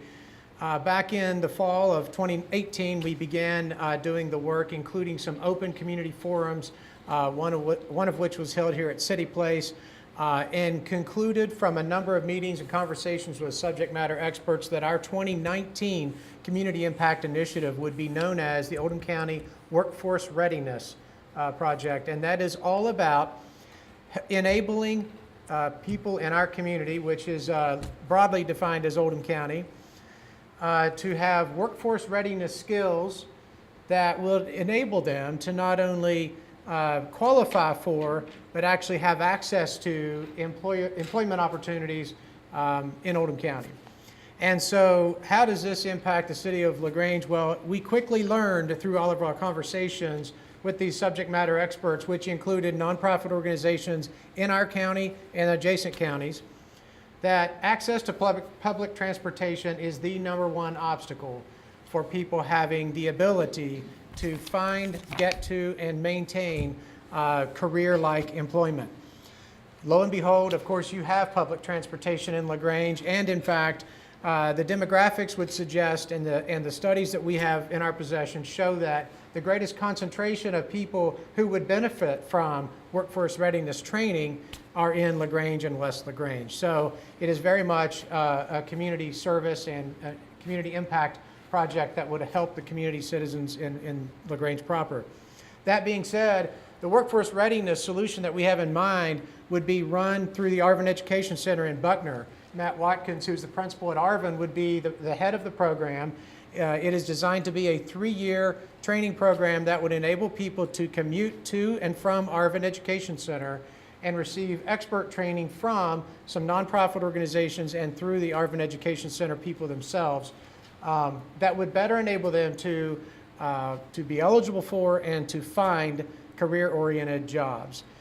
Additionally, many of the employers in the Buckner area, including Treehouse Foods and East and Westport Construction and Fastline Publications and many others, especially once the Commerce Parkway corridor is complete, means that there is not only a population of potential employees here, there is a variety of job opportunity there, and we're trying to close that gap. So, in short, what we are hoping to do is to, with your blessing and support, implement a 3-year program that advances the LaGrange public transportation system such that the loop is expanded to include the Arvin Education Center and those major employers in the Buckner area. So we've been working with Mayor Black and with Katie Bechtold and the people in the transportation side, and Katie has put together a budget that would include things such as wages and fuel and maintenance cost and insurance and depreciation on the buses so that we can project what a 3-year project cost would be. That, by the way, doesn't cover the entire project cost for our project, but it at least tells us what we would have to contribute and raise funds for to cover the public transportation piece of the project, which is the most substantive and, frankly, the most essential part of our project. We have to solve the public transportation problem first. So the scope of the budget, and I don't know if that's the right term, but the way it's been quantified appears extremely reasonable, extremely well thought out, and expertly done. And I will say that because it's still a work in progress, but we came into this project knowing kind of a range of what this may cost, and we're over that number already, like everyone might expect. But we are, in our opinion, right now, still within the scope of the project that we originally anticipated. So, I would like to pause there and take any questions and elaborate on any features of this project that you might want to hear about. I have a question. Yes, ma'am. What would the route be between LaGrange and the Arvin Center? Great question. So there are really two components. The Arvin Education Center is really just for the training phase. So I'm going to use a metaphor. So Jane Doe, who wants a job, right? Jane Doe would first have to get to and from Arvin Education Center in order to be trained. That would happen after school hours because, of course, during school hours, the Arvin Education Center is used for K through 12. These are for adults only, post-high school age adults. And so that would be between the 3:30 and 5:30 p.m. time frame. So the route would be from somewhere in central LaGrange and to and from Arvin in the 3:30 to 5:30 round trip time frame. So somebody has to get there, say 3:30 to 4, and come home, say 5 to 5:30. Okay, so that's one solution. Now keep in mind, that is only for perhaps a few weeks while they're going through the workforce readiness training. The second, larger and more permanent piece of the equation is what you all call work rider. Thank you, I'm sorry. The work rider, which is where you might start in LaGrange and it may be integrated into the existing bus route system. And in the morning, we have to get work riders to the Buckner area to their jobs, and in the evening, we have to get them back to LaGrange or to the central LaGrange area. In other words, we don't have all of the details and logistics figured out, but we know that those are the two elements. It's the work rider program, which is a morning and evening thing, and it's the Arvin Education Center, which is a 3:30 to 5:30 p.m. thing. And that would be through the interstate or through 146? Not sure. 46? I mean, Okay, that's what I need to know. Okay. Thank you. Thank you. Did all you councilmen receive the number, the couple pages from Katie today? Or get that? Yes. Okay, that was We got it. prepared by Katie. I don't know, Travis, I think, is privileged to that and has that. And I'm not knowing, I don't realize what you think of those numbers. Yes. But I've told you from the outset, we cannot do this at all and lose any money whatsoever as a city. So can we be a partner to help get some of these folks in our city on a bus and get them some employment training? I'm not sure yet. We're talking about it. But you all have those figures. I think it comes down at this point. And Katie Bechtold, she's with her child or daughter today. They're looking at university, so she cannot be here during spring break, so she's not here tonight. But you had that before you. So I guess at this time. Mr. Mayor. Yes, ma'am. If I'm sorry to interrupt, but just before you come to a conclusion on that, may I interject? Yes. There is item number, item number 3 on each of the two components. It references as part of the budget that we would be paying for the daily ride fare for each of the riders. It's $1.50 each way, $3 a day round trip. And indeed, in our latest conversation since this memo was prepared, we are not contemplating paying for the rider fare, meaning we want to make sure that the cost of the bus system and the route and the additional service that the LaGrange bus system would be offering is done so at no cost to the city of LaGrange. We're trying to understand those numbers, but we're not trying to make it at no cost to the rider. So the rider would actually still pay their $1.50 each way each day. Thank you, sir. I'm sorry. And that changes the numbers by about $23,000 over the 3-year period. Well, I guess I'll ask you then, with the numbers at this point, that Katie's put together, and as long as she hasn't missed anything, we'll look at that. But are those numbers something that the foundation could handle? Well, so that is indeed what we need to figure out on our end. And that is, when I said earlier that that is basically within the scope of the project we originally anticipated, it is, but we still have to go to the funders themselves, where the funds come from, and obtain commitments. And we couldn't have done that without this first. So we have to be able to say, we now know what the transportation cost component is, and added to the other costs, the total project will be X. And is this something that we can obtain the financial support for that we anticipate? I'll ask the council at this time, any comments or questions or opinions from the council as to whether this is an area we want to go into? That's probably what it comes down to, is this part of our transportation plan to expand it to help, hopefully, some of our citizens to get. I think this would upgrade Excuse me? our citizens, yes. So I'm looking for some opinions from the city council, if you have any. Or the question becomes, do we continue to discuss this item with Travis and the Oldham County Foundation and Joanne? Or do we say it's not exactly where we want to be in our transportation policy for LaGrange? Mayor, I don't see a problem with it as long as the maintenance and all is covered for the extra mileage on the bus. You know, I mean, and it looks like we've got that in here, I believe. Is that correct, Travis? Yes, sir. Yeah. So that was my only concern. Looked like it's covered in here, so. I don't want to decide it tonight. No. You know, I don't want to decide tonight. I still want the council to get a full report from Katie. You know? Okay. I need a full report from Katie and make sure that we've got all bases covered, because you need to know a number, and then we can go from there. Can you come back in May and listen to Katie's report to the council? Very good. Is that okay? Absolutely. But if the council at this point says we're still interested in the program, then I will assume that's where they feel, unless they say otherwise, and we'll keep moving. Very good. Thank you, Mayor. Thank you, Council. When did you all expect to start this program? Thank you. So in a perfect world, it would be as early as possible this summer, mostly because the Arvin Education Center is not used in the summertime, when we want to use some of that time and their people resources to get it started, yes, before the school year. Good.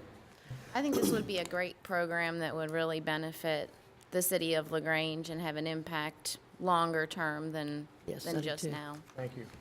I'm glad to hear you say that. We feel for sure it's the Good same way. investment for the I think we citizens. needed this for a long time. Terrific. Yes, ma'am. Is there any plan for funding after the 3 years? I know that's your initiative for the next 3 years, but after the 3 years, if we wanted to continue it, would that fall to the city? So I honestly put that in the category of that would be a great problem to have. The Oldham County Community Foundation isn't committed beyond 3 years. We're going to raise the funds, implement it. And by the way, I didn't say this, the owner, if you will, of this would be Matt Watkins, and he has already accepted that sort of ownership role. And so that's important to us because we need a subject matter expert who has the time, the infrastructure, and so on. And so I think it's in great hands there. You're nodding your head. He's a rock star. And so I think we're in great shape there, but I haven't answered your question because we'd have to probably tackle that when the time comes. I'd be happy to have that problem and tackle it with you. Let's go. I would ask you this, Travis, maybe too, if you could speak with the county, Oldham County government. Yes, sir. And see if they can't be a part of this idea, because these residents are Oldham Countyans, even though they're living in our city. We're helping them, but we're all in this together. Absolutely. And if we can work together on that matter, then more power to all of us. And maybe with their help as well, we can make this happen. We agree. Very good. But lastly and foremost, it can't cost us any money at this point in time because we don't have it. That's the third time you've told me Okay, that. okay. All right. Thank you, Mayor. Yes, ma'am. Yes, sir. Thank you, Council. Thank you, too. Thank you, Joanne. Because they couldn't afford it. Taking people over there. Okay, next, item 11, we have Chief Collette here tonight, and also Don Wright. I don't know if all of y'all know Don or not, but he's here with the chief. So, Chief, you want yourself go first, or Don, or introduce Don, or how you want to do this? I was going to go first and lead into Dawn, if that's possible, if that's okay. Good evening to everybody. I just want to take a little while. As we enter into the month of April, I wish to remember Officer Eddie Mundo, who lost his life in the line of... Speak up a little bit, Chief. Can you hear me now? Is that better? I'll start over. As we enter into the month of April, I wish to remember Officer Eddie Mundo, who lost his life in the line of duty in April 16th of 2003. So we're coming up on an anniversary date. For those that don't know in the community and here, during the early morning hours of April 16th, Officer Mundo responded to a domestic violence call. While he was en route, he was informed that suspect had fled the scene.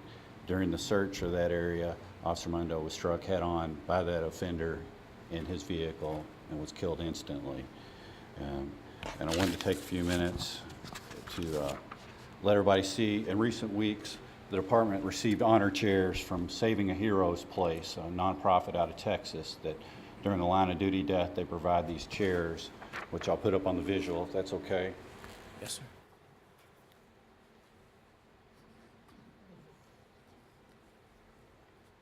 The department received that chair and also one for Officer Porter, who lost his life in the line of duty in the 50s here. The purpose of the chair is, of course, to show remembrance for Officer Mundo and Officer Porter.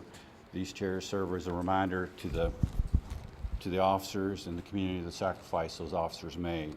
The chairs have been placed in the department's assembly and training room, where we gather for all our updated training and assembly for meetings and all that, just as a memorial and to indicate the honor that they have served.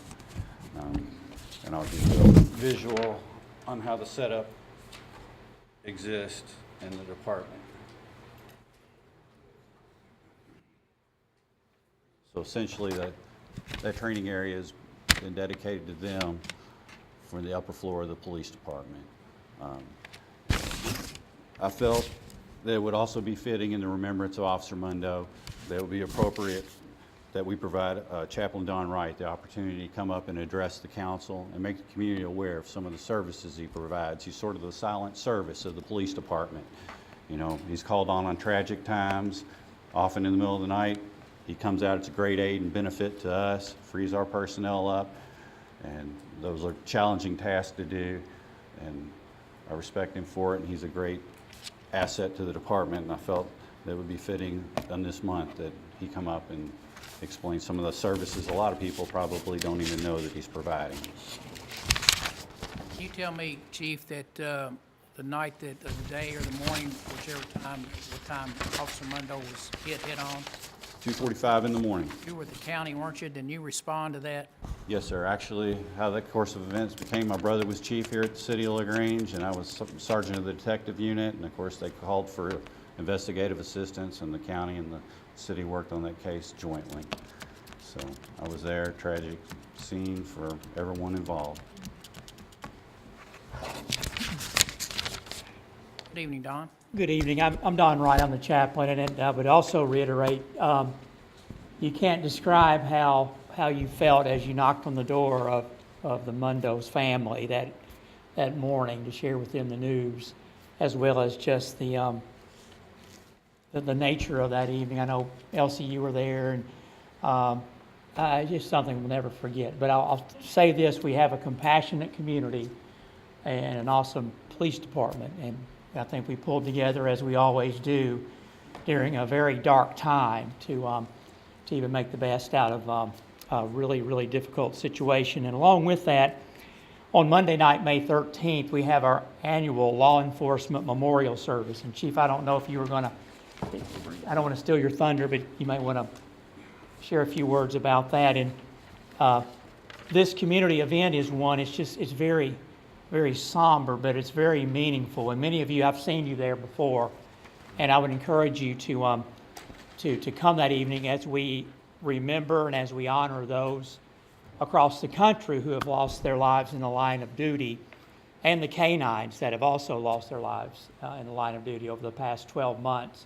And we also have an opportunity to remember Officer Porter and Officer Mundo, and I would anticipate Officer Mundo's family will be there as they normally are. So So that's a really meaningful event in our community and a way for us to share to law enforcement, first responders, et cetera, our thanks for what they do each and every day, 24/7, in our county, in our country, and really around the world as well. So I also want to transition and say something kind of lighthearted. I really enjoyed hearing about the Welcome Center because at one time my wife and I lived in the Welcome Center. We called it the Little Blue House. And we have fond memories that our honeymoon cottage has become sort of a public restroom. So I don't know if that's funny to you. We find it very funny, but we are glad that it's still being preserved and in good hands with the council and will be in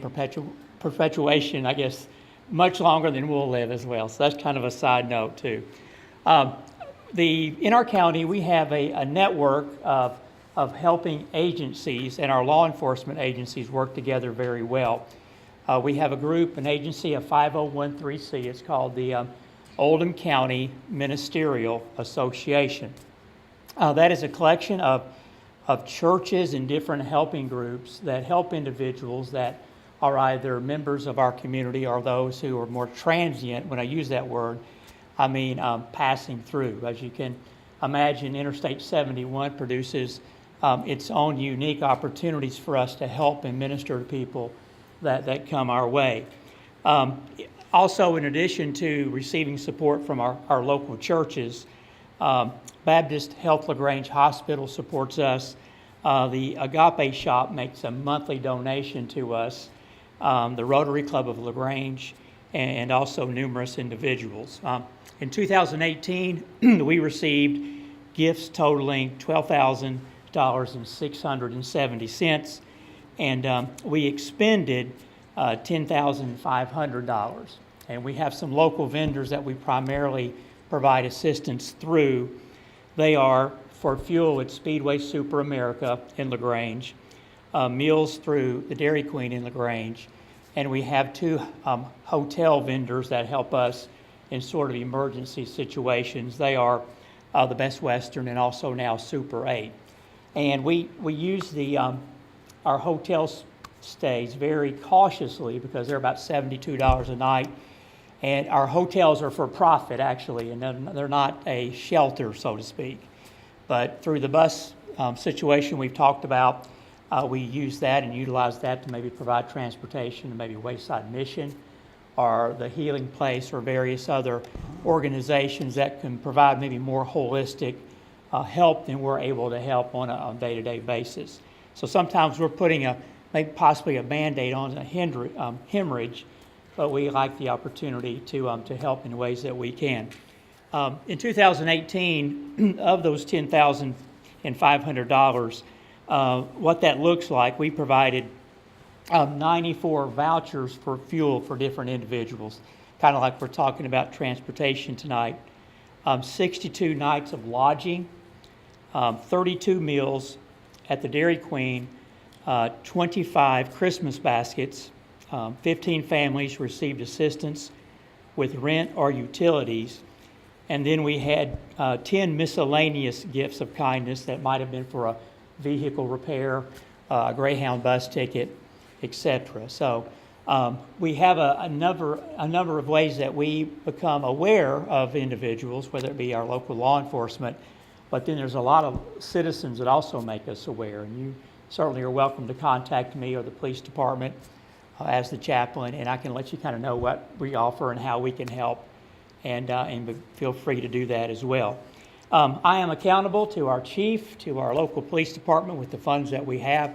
I provide a monthly update and report, and would be glad to add you to the email list that I have, and that goes out to maybe 25 individuals or organizations where we network together, where we can be good stewards, if you will, of the finances and ministry that we have in order to help more people. We try to be scrutinizing with those that we help where we don't have necessarily, repeat individuals without some intervention in terms of trying to understand maybe their greatest needs and how we can help those in that as well. So, but anyway, we also work with locally the American Red Cross, Good News Homes, Tri-County Community Action Agency, High Point Ministry on Jericho Road, the Community Chest, and a lot of other organizations in our community. So I think sometimes it's just good news to hear what we're doing and for you to know that we are trying our best to help individuals that come into our community. And if you're aware of individuals, please let us know. So with that, before I turn it back over to our chief, do you have any questions or comments for me that maybe I could answer or take a stab at?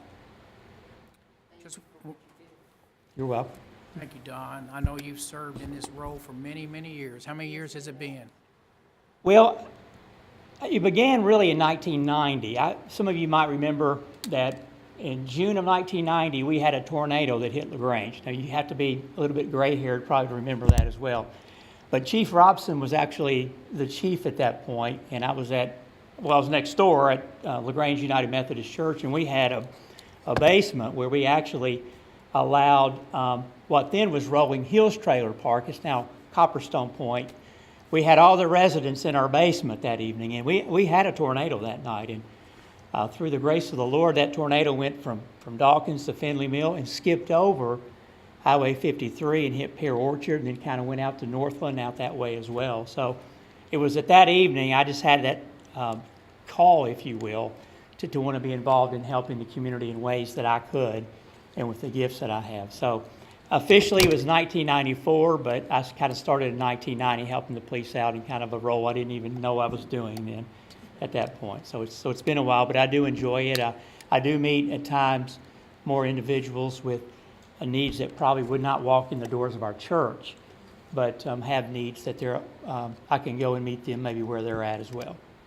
So here we go. Thank you very much, Don. If y'all don't know Don, he runs Commerce Parkway every day. He's a runner, and if you see him, he runs in all weather conditions. But Don runs. I'm just slowing down, unfortunately. Thank you so much.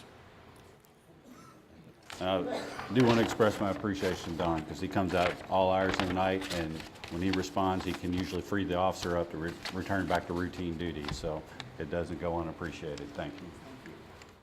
Chief, I want to thank you also for mentioning Eddie Mundo tonight and the family and the fact that he served our city and has a tragic accident. But,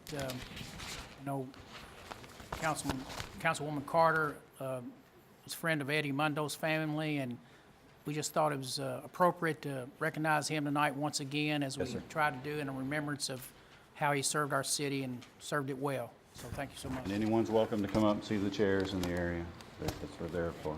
Appreciate it. Thank you all. Thank you. Okay, next item on our agenda tonight, City Council, is the second reading and the public hearing of ordinance 2-2019. It's in reference to closing of the Sumac Alley.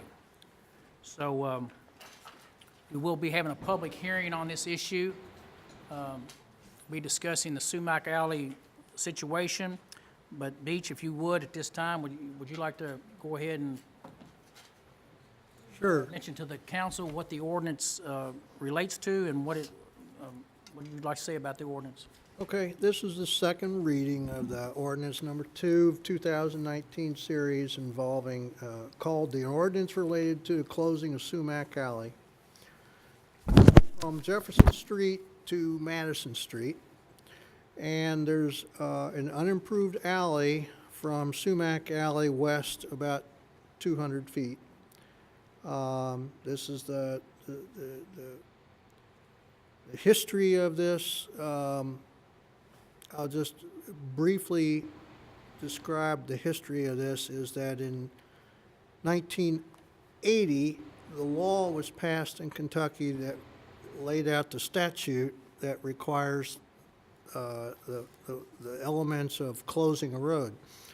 In 1981, unbeknownst to the passage of the 1980 Act, apparently the mayor at that time, by executive order, closed Sumac Alley, but it was invalid.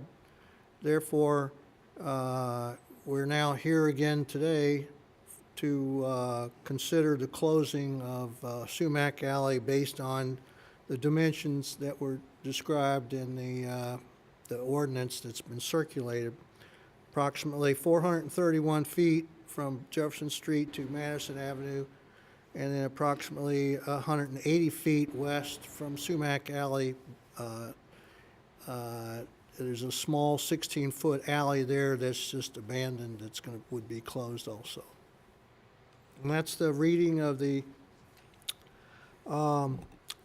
ordinance 2, Your Honor. Okay? Mayor, I make a motion that we approve ordinance 2, 2019. Okay, before we go there, I'll let your ordinance hold for the moment. Well, first of all, is there a second? I have seconded. Okay, we have a motion and a second to approve the ordinance that was just stated by Mr. Craig Mile. We will go into a public hearing, but I'd like to tell the public how we're going to conduct this hearing. First of all, I'd like to have the staff who has been working on the closure of this alley to come forward and give the council report on the work and what has initiated the closing of this alley. And then I will allow any questioning of the council to the staff. And then also, I will allow the person who would come forward in support of closing the alley. If there's anyone here tonight that wants to be here to public support the closing of the alley, we'll take testimony from them.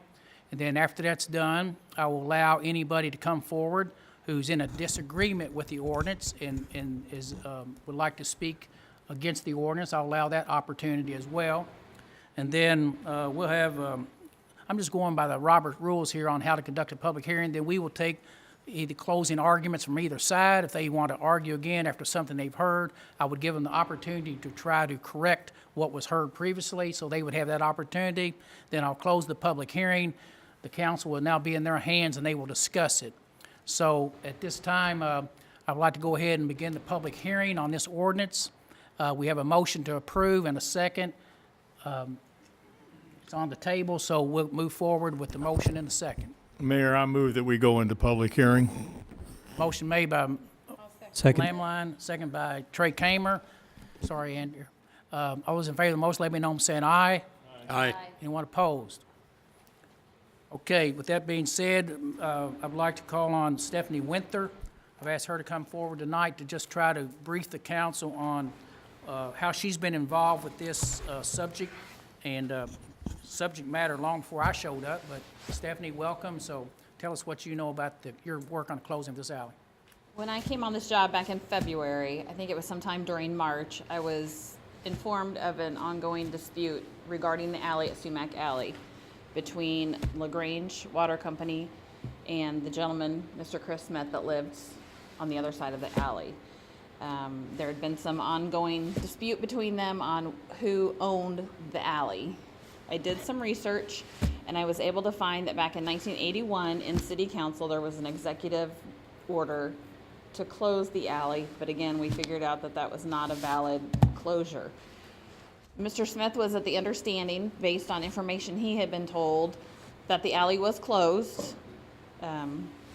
So this kind of disputed that the alley was still an open alley. Throughout this, we decided to go ahead and have a survey done.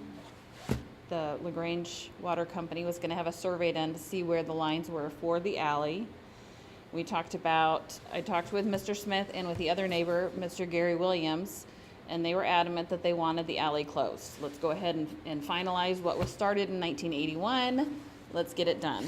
We had discussions over the summer last summer that if we do close this alley, you know, Mr. Smith is going to end up probably losing his driveway because that is how he gets back to his garage. We discussed the fact that typically what happens historically when they close an alley, it's divided right down the middle, and the alley is divided to the two property owners. There was a survey attempt done, I believe it was April. A surveyor had shown up at Mr. Williams' house and was run off. There's a little bit of a dispute on whether it was the Garber people or if it was through AT&T. But then the city attorney at the time, Steve Emery, he sent a letter out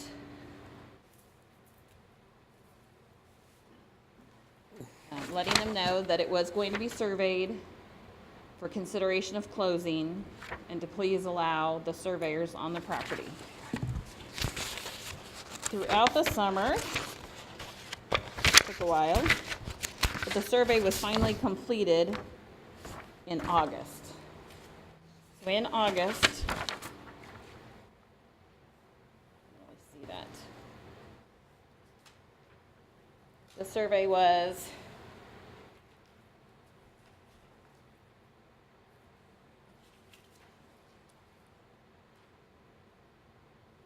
August 15th of 2018 is when this survey was done.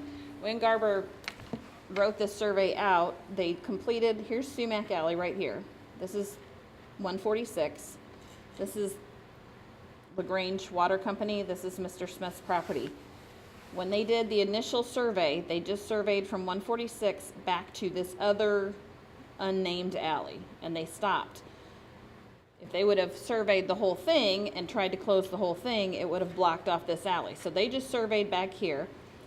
This dark line shows where the center line would be on the alley if you divided it in half. It's kind of hard to see, but right along there on each side, then you can see the property line marks. They're little hash marks for where the property line's marked. They marked it with wooden posts with flags. There's pink flags, there's blue flags marking the property lines. And then they put pins in down the middle of the line. And then I believe the Grange Water Company came and cemented those pins in place so that they wouldn't move. I have taken a picture.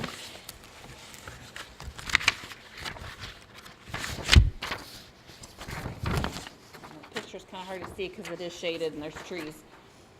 This is a picture of, yeah, it's a real bad picture. If you were standing down at Mr. Smith's by his garage, standing on the center pin, and then you can see down at the other end, there's a person standing there. That is the center pin that's down by 146. So you can see how the alley, most of the alley as it is poured right now with gravel, would be on the LaGrange Water Company side. And the other half of the alley is full of trees and full of brush. And that would be Mr. Smith's side of the alley. There's also a telephone pole from AT&T clear down at the end at 146. But this would be the center line of the alley as it looks 2 weeks ago when I took this picture. The fence that you see, that is the fence that is the current property line for LaGrange Water Company. And then you cannot tell, you can't see the posts for the Mr. Smith's property line, but that is the center line of the alley. So that was the survey was done in August. And then Steve Emery, city attorney at the time, put together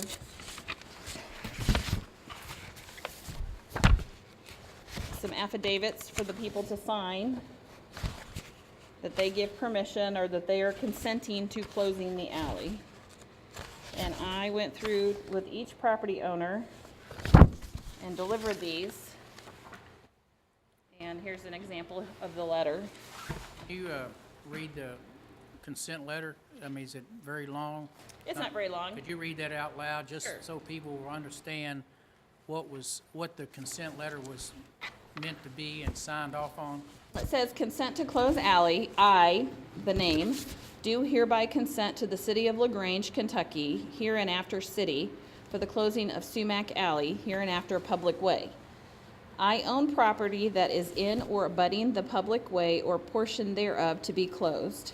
I was provided with written notice of the proposed closing of this public way or portion thereof being closed, and I am providing the city with written notarized consent to the closing of this public way. I, person's name, property owner, state that I am the owner of the property located at the address in question, which is in or abutting Sumac Alley, and that the statements and allegations contained herein are true to the best of my knowledge and belief. This one is the one that was signed by Christopher Smith, and it's dated October 1st. He did come into City Hall, and Stephanie Cooper is the one that notarized his signature. We had the property owners, Christopher Smith and Kimberly Smith. We had Gary and Jacqueline Williams. The city of LaGrange had to sign for the LaGrange Water Company, and the apartment complex back there is the fourth property owner, and they also signed giving consent to close the Sumac Alley and the unnamed alley that's behind the water company. So those took place in October. Did you yourself talk to the residents whom this was going to close and having conversations with them? I had many, many conversations, yes, yes. Last year, when this first started, again, the two residents had been told by, I believe they said Mayor Wilborn when he was mayor, that the alley had been closed. Mr. Williams has a garage built back behind his house that is in the alleyway. I believe Mr. Smith's garage was built prior to that, so it's right on the alley, but it's not in, it's in his property, but it's not in the alley. So we had many conversations that, you know, what could happen, again, if we close this, then it would be up to circuit court to divide it up, and historically it gets divided right down the middle. Do you have anyone at this time having questions for Stephanie about anything pertaining to what she's brought to you and how she's explained her involvement? Okay, thank you, Stephanie. This survey does have it split right down the middle. The I mean, survey it's does, just- yes. Now, the survey that you probably haven't, do you have a copy of the survey in your packet? The survey you have in your packet is the one that was just completed in, it's the full survey that was done in February. Yeah. And this one shows it all the way up to the next street, to Madison. So this is behind, these two lots here are Mr. Smith's lots, and then this is Gary Williams' lot. So this one shows it all the way up to Madison, which is the full section that was requested to be closed. Did they have access to this This is the one from February, in February? yeah. And I did not go back behind Mr. Williams' lot here recently to see if it was staked off, but everything from 146 to this property corner with Mr. Smith and the city of LaGrange property, that has been, I mean, that has staked off. It has the wooden poles that are a couple of feet tall, and it's got the pink flags on it, or it's got the blue flags and it says property line on it. And those are still in place from when it was surveyed in August. Those have been up since August? Yes. To show the property lines? Yes. Okay, thank you, Steph. Now, I am new to all this. I'm going to ask a really general question because I haven't done this before, and other people have asked me this. So for the city, what is the benefit in general of closing an alley? What does that do for us? Well, the only reason we started pushing for this, or I guess I got involved and started pushing for this, was because the homeowners, Mr. Williams and Mr. Smith, they were under the assumption that it had been closed, and they were adamant that they wanted it closed. Let's make it legally closed. I guess for the city, then we would no longer have to maintain it, which we really, you know, we've been maintaining the top part. I think it's LaGrange Water Company has actually been the one that every year has gravel put down on that because the customers do make that turn to come out when they pay their bill. So it just, we wouldn't have the maintenance, we wouldn't have the upkeep with it. Right now, there's trees growing in the alley, so I would assume if some of those trees fall, I mean, correct me if I'm wrong, but if those trees fall and it's from our property and damages something, then I guess that's a liability we have. Anything else for Stephanie at this time from anyone? If not, thank you, Stephanie. Okay. Okay, you've heard the presentation by staff and her involvement here.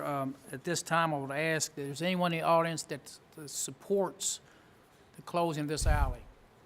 It's in support of.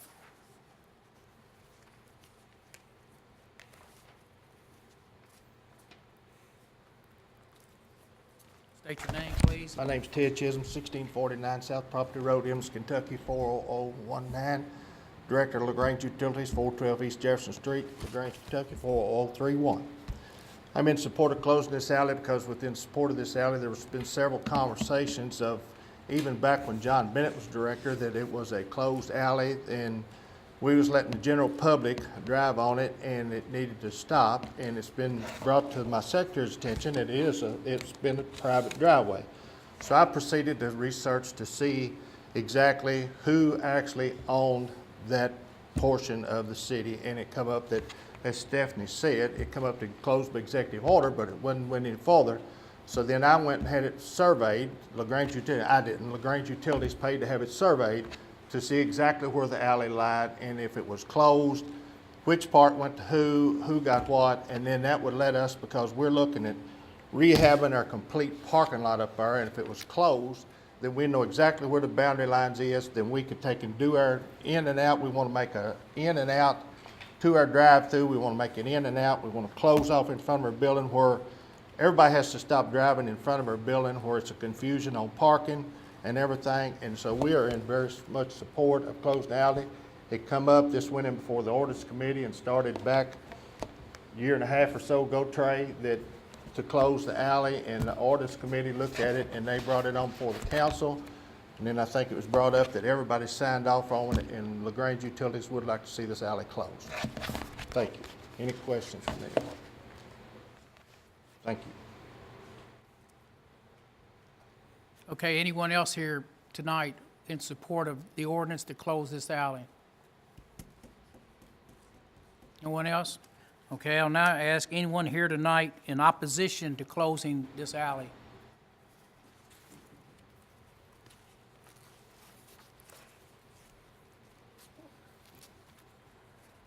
Hello. Morning. Good My name is afternoon. Chris Good- Smith. Yes, sir. Please give us name and address. 202 Maple Court, which we're discussing right now. I own the lot and the property where my house sits on, so I guess it's section 1 and 3 per the consent form. They can't hear him in the back, John. Mayor? Speak up I'm sorry. just a little stronger so they can hear you All right. back there, and give me your address again, please. 202 Maple Court.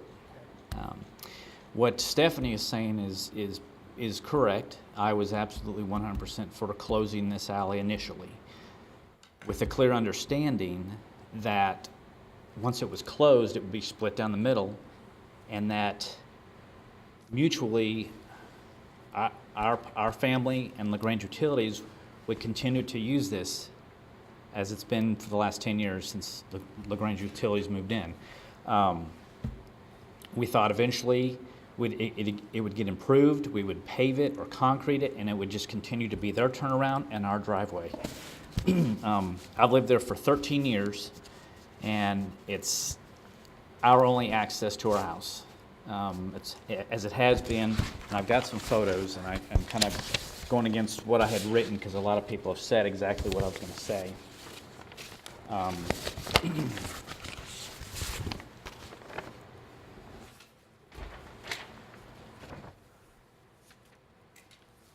So this was taken in 2013, and here's 146 right here, and there's the drive. Well, I can't, I'm kind of backwards here. Here's the drive right here back to our two-car garage that Mayor Wilburn built back in 1970.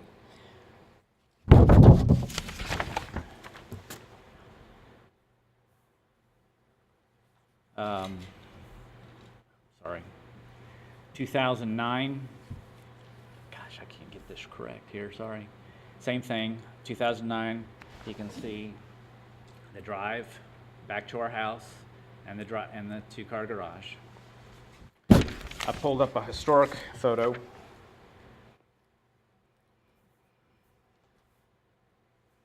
I'm sorry, I'm making everybody dizzy here. Again, this is 1969, and as you can see, 146, the alley back to my turnaround, and I don't know what business was here at the time.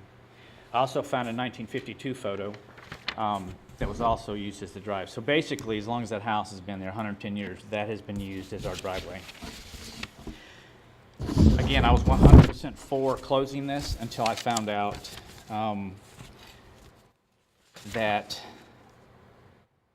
a couple weeks ago when I went over on a whim to talk to LaGrange Utilities, that their plans were to move their fence over in the middle of that alley, completely blocking us from ever using that alley again as our driveway. I was kind of stunned by that, being that I thought that, again, it would continue to be used by both parties as it has been for 10 years. I guess, I'm not sure your name, you said something about the 1981 closure by executive order. My point is it's been closed for 38 years and been running just fine as is with everybody using it. I don't really understand the need now to close it. I had signed those papers, as did my ex-wife, who's still a property owner, again, with a clear understanding that it was going to continue to be used with improvements, both parties mutually. And now, I don't think it should be closed now. I'm not going to say I was misled by anybody. That's not what I'm saying here, but I think I was a little bit misinformed because, again, I assumed once this thing was closed, it was going to be a good thing for both parties. And apparently that's not the case. So if the fence is put over, again, I'm kind of being redundant here. We're not going to be able to use our driveway anymore to get to our house. That's our only means. There's nothing off of Maple. There's nothing off of 146. So I'm not sure what we would do at this point. So I guess I'm here to say today, after careful thought and communicating with trusted individuals and because of the potential action of LaGrange Utilities, for now, I feel it's in our best interest to rescind many signatures that we had signed early in October, because again, we were under the understanding clearly that this was going to continue to be our driveway with LaGrange Utilities using it as a turnaround. So that's kind of where we're at right now. I mean, I kind of got my thunder stolen because a lot of things were already said, and I had a format here, and I've kind of jumped all over the place, but You didn't get your thunder stolen. You said what you need to say, Chris. Okay. I mean, you laid it out the way you see it, and this is where you are with it. okay. I just got a couple more photos, and I'll let you go.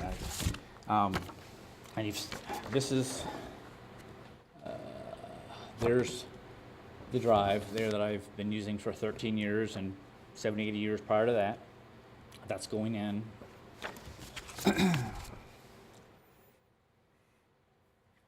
That's standing by my driveway, going out. And then this is, there's my garage and my cars in the back of my house. We use that entrance 99% of the time. That's where we park. And then I made a makeshift little area of where you can see where I put some stumps there where the fence would be moved over to, so you can see where it's going to completely block me and my family and everybody from using the driveway.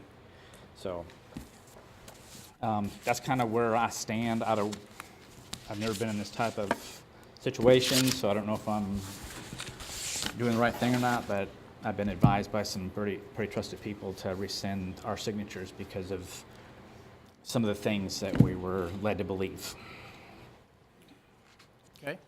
For the record, have you given your written removal of your consent to anybody? Or I have. Are I you have it right here here. to introduce it into the record? Yeah, sure.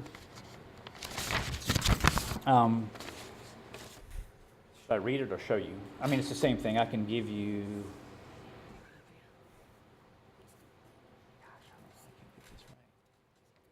Read it for us, please, Chris. Okay. I've got my ex-wife's signature also. I, Christopher Smith, do hereby rescind to the City of LaGrange the closing of Sumac Alley that includes Section 1 and Section 2. I own the property that is in or abutting the public way or portion thereof to be closed, which is Section 1 and Section 2. I am providing the city with notarized rescission to the closing of this public way. I, Christopher Smith, rescind any previous consents or signatures allowing the closure of Sumac Alley. This letter supersedes all the other agreements on my part. And then it states, I, Christopher Smith, am the property owner of this area. It's not that I don't have faith in the council to vote on this. I'm fearful that if it goes the wrong direction, then I'm really in a bad place. And I want to continue to use my driveway as it has been for 100 years probably. It's kind of history, you know. And I got one more thing to say, and I'll shut up. If the former mayor of LaGrange, Mayor Wilburn, was still living in that house, would we be having this discussion? That's kind of, I don't know if I should have said that or not, but that's how I feel. So. I can hear you. He's, go ahead and say it again. Repeat what you just said. They could not hear you. I'm sorry. If Not Mayor Wilburn. If the former Mayor Wilburn, who lived in that house for 32 years, was still living there today, would we be having this discussion of a fence being moved over, and would they take possibly that away from him? So. Probably because he would have brought it up, and if there's a contention, it comes here. So there'd probably be the same situation going on if he was living there. And they were trying to do what they're trying to do now. Okay. I just don't understand why it still cannot be used mutually as it has been. That's all I'm asking for, just to continue to use it. I don't care if LaGrange Utilities uses it, as long as it's used equally. I think that would be the solution. You're saying your contention was you wanted the alley closed, and you're okay with closing it. But long as didn't put a fence down the middle of it, and you just continue to use it as you have used it for 13 years. Correct. And Correct. LaGrange Utilities could use it the same way. Absolutely. And if it came to paving it or improving it, you would help Split it out. You right would down the help middle. out half down the middle. Absolutely, and I offered that even. And it just stays, in that scenario, to me, that portion of the alley would remain open. I mean, we could just leave it alone, actually, and do the same thing, and don't close anything. Or we can say we're gonna close it, put a fence down the middle, but without the fence down the middle, and close it and still use it. Or we could go the other route and let it remain as it is today and not do a thing. That's our options. Well, you have a third option, John. You could put a fence from his garage across the alley so no one else other than his garage would be used for that alley. In other words, put a fence across where no one can go down that road and use it as an alley. The only person that could use it would be the utility company, or he could use it for his entrance into his garage, and then put a fence across the alley at his garage so no one could go on through. You can't get through anyway unless you got a bulldozer. Yeah. I mean, that's rough back through there. Well, that's probably true, too. You know, in that old alley. Yeah. I mean, that old alley's still there. You can't go through there unless you got a bunch of machetes and everything else to go with you. Then I don't see anything So- against him using the alley. Mayor, I have a question for the city. Okay, let's finish up to Chris first. Chris, you finished, and then if we need to question you, we will again. Sure. Okay? Now, you have a question for Stephanie, Mayor? No, I have a question for you. Me? That should be coming under Well, you're discussion. kind of the CEO of the city, Hold on a so- second, hold on a second. Anyone else here in opposition to closing the alley? No one? Okay, any one of these, yes, ma'am, come forward. Excuse me? Excuse me, come up here if you want to speak. We need to get you in the record and on the voice box. Do it to Sorry. him. Maybe you can tell us what you felt was going to happen. I agree with my husband of everything that he has said. We thought different. State your name first, please. I'm Jody Smith. I live at 202 Maple Court. Yes, ma'am. We were both aware of what my husband stated today. We are very confused of a lot of things. However, we just want to be kind and do the right thing because that's who we are. We don't agree that by putting a gate down the middle is only blocking us from using, the driveway to our home. That's our only driveway. Because we live in the historic area, we are not allowed to build a lot out front. With that being said, that is our own access.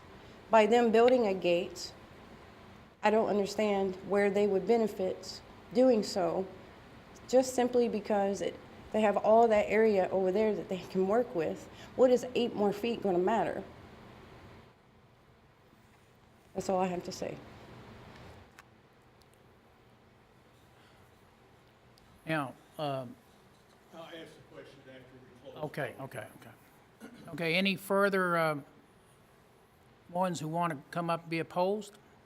Okay, I'll, for those that have spoken, do either of y'all have any questions for our staff? Or does the staff have any questions for you all? And would you like to dispute anything that's been said by our staff, other than what we've heard? Okay, there's no further discussion. I will go ahead and close the public hearing, and now it's in the council's hands. Did we not get to question anybody? Yeah, I'm sorry, I didn't know you had a question. Okay, Yeah. sorry, please. The question was, I just want to know what kind of maintenance Mr. Smith has done on it in the 13 years he's been there. Maintenance? Yeah, I mean, have you gravelled the driveway or done any? A couple times, yes. You've gravelled it twice in 13 years, is that what you're saying? Approximately, yes. Okay. I mean, to the fence area. I know LaGrange Utilities would throw some gravel up front, and then where their fence starts, we'd go back a little bit further. But it wasn't a whole lot of traffic. It was only like 2 or 3 cars a couple times a day, so there wasn't really a need for a lot of gravel. Okay. Anyone else have questions for anyone who has testified to this point? Okay, go ahead. I'll go ahead and close the public hearing, and you have the ordinance before you. John. Excuse me? Sorry to interrupt. I think we have to have a motion to go out of public hearing, so I'll make a motion to go out of public hearing. Okay, motion made by Trey, second by Mayor Lamline. Any discussion on the motion? If not, all those in favor of the motion, let me know by saying aye. Aye. All opposed? Okay. Now, you have the ordinance before you. We have a motion to approve, a first and a second, so it's open for discussion. Yes, I have, my question is, since he's rescinded his agreement, then we don't have an agreement with anybody to close that alley now. It would be an illegal closing if we were to close it now, because he has rescinded his agreement to close it. And the thing, who owns the city water company property? Who owns that? City of LaGrange. The city of LaGrange, not the water company. Why in the world are we building a fence down the middle of that alley? Why would we do that to one of our citizens and block his entrance and exit to his property? Why would we? Are we mean? What's wrong with us? You'd have to ask the executive director of the utility commission, or he's the one that's. He doesn't own the property. The city of LaGrange does. Right. You are the CEO of that company. Why would we even consider that and blocking this man's way to his, when it's been used for probably 100 years? I'd say the consideration was, the reason was because if in fact the alley was closed, and it was closed legally, and each person gets one half, then the utility commission, with the city's approval, could put a fence on the property line. And then with the understanding, if they believe what Chris had said previously, that he's okay with the division of the alley, but what he's now saying is, he didn't realize coming along with that was a fence down the middle. And I didn't either when I first saw it. And I get that, and it's a moot point now. The whole thing is a moot point. I'm with you, Bill. Well, I'd say there's a couple options at this point. One, and Bill is correct, that it's legally impossible to close the road without 100% written consent. But the other option would be to table this, and so the parties could maybe mediate a settlement, an arrangement, and then come back and close it. Because my understanding is they've been trying to close this for about 30 years, and here we are again at another attempt. So if there's any possibility of a workout that could be arranged, that might be an option. Yeah. But otherwise, I would say we don't meet the statutory requirements under KRS 82.405.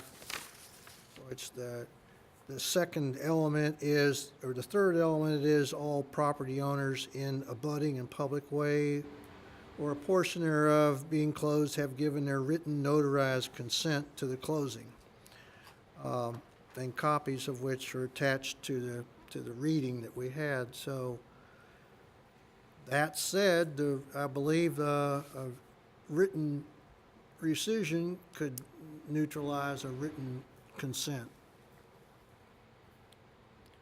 I know as a council person, I would be glad to reconsider this if they can come to an agreement. This is the exact same thing that happened with the school, and it's the exact same issue.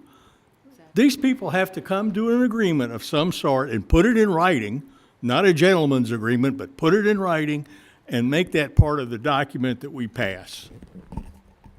Well,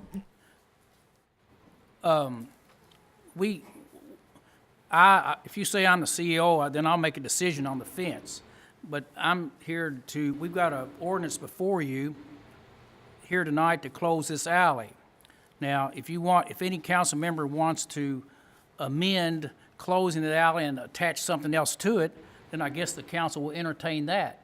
But tonight we have what we're here to do, so if we're not going to do that, then I will listen to a suggestion otherwise by anybody to make. Mr. Mayor, you do not have an agreement. We do not have an ordinance before us now. He has rescinded his approval, and you have to have approval of every property owner whose property lines up with that alley. We don't have that now. We had it, but we don't have it now. So I think what you're saying, Bill, is legally you have to vote up or down on the motion to approve it, and then somebody has to make a motion to not approve it, and then vote on that, and then it's dead. Okay? Because all the elements have not been met. Or you could give them a chance to try to figure out a solution to this and come back in the future. That's the way, try to work it out, mediate, maybe call the minister that was here a few moments ago and ask him to help out. We have one in the audience, Mike Berry. Maybe he can come and help us out. Where did the fence come in at? This is first. Yes, you're This is right. the first I've heard of the fence. So I don't know, is the fence in the plan? Are we voting on the fence? Are we voting on the ordinance? Or what are we voting on? It is not the first time I've heard about the fence. It's probably the third time I've heard about the fence. Yeah, Mr. I heard Smith it from called the me last utility week company. and we spoke. Excuse me? Mr. Smith called me last week and we spoke for a little while, and just like he had said before, he was very much in favor of closing the alley and just kind of sharing it and using it as it been for years. And he said when he heard that there was a fence being put up and he couldn't get to his house, that was a big concern to me. And, I'm glad that we've made time and scheduled time to address this, because I Okay. agree with Bill, Okay. if somebody's driveway. Would the Did somebody council, tell Mr. Smith there's gonna be a fence put up? Did he tell you that somebody told him there's gonna be a fence put up? That's all my question is. Who actually stated? I can answer that question. Thank you. Yeah, the director of the utility company told me that about a month and a half ago.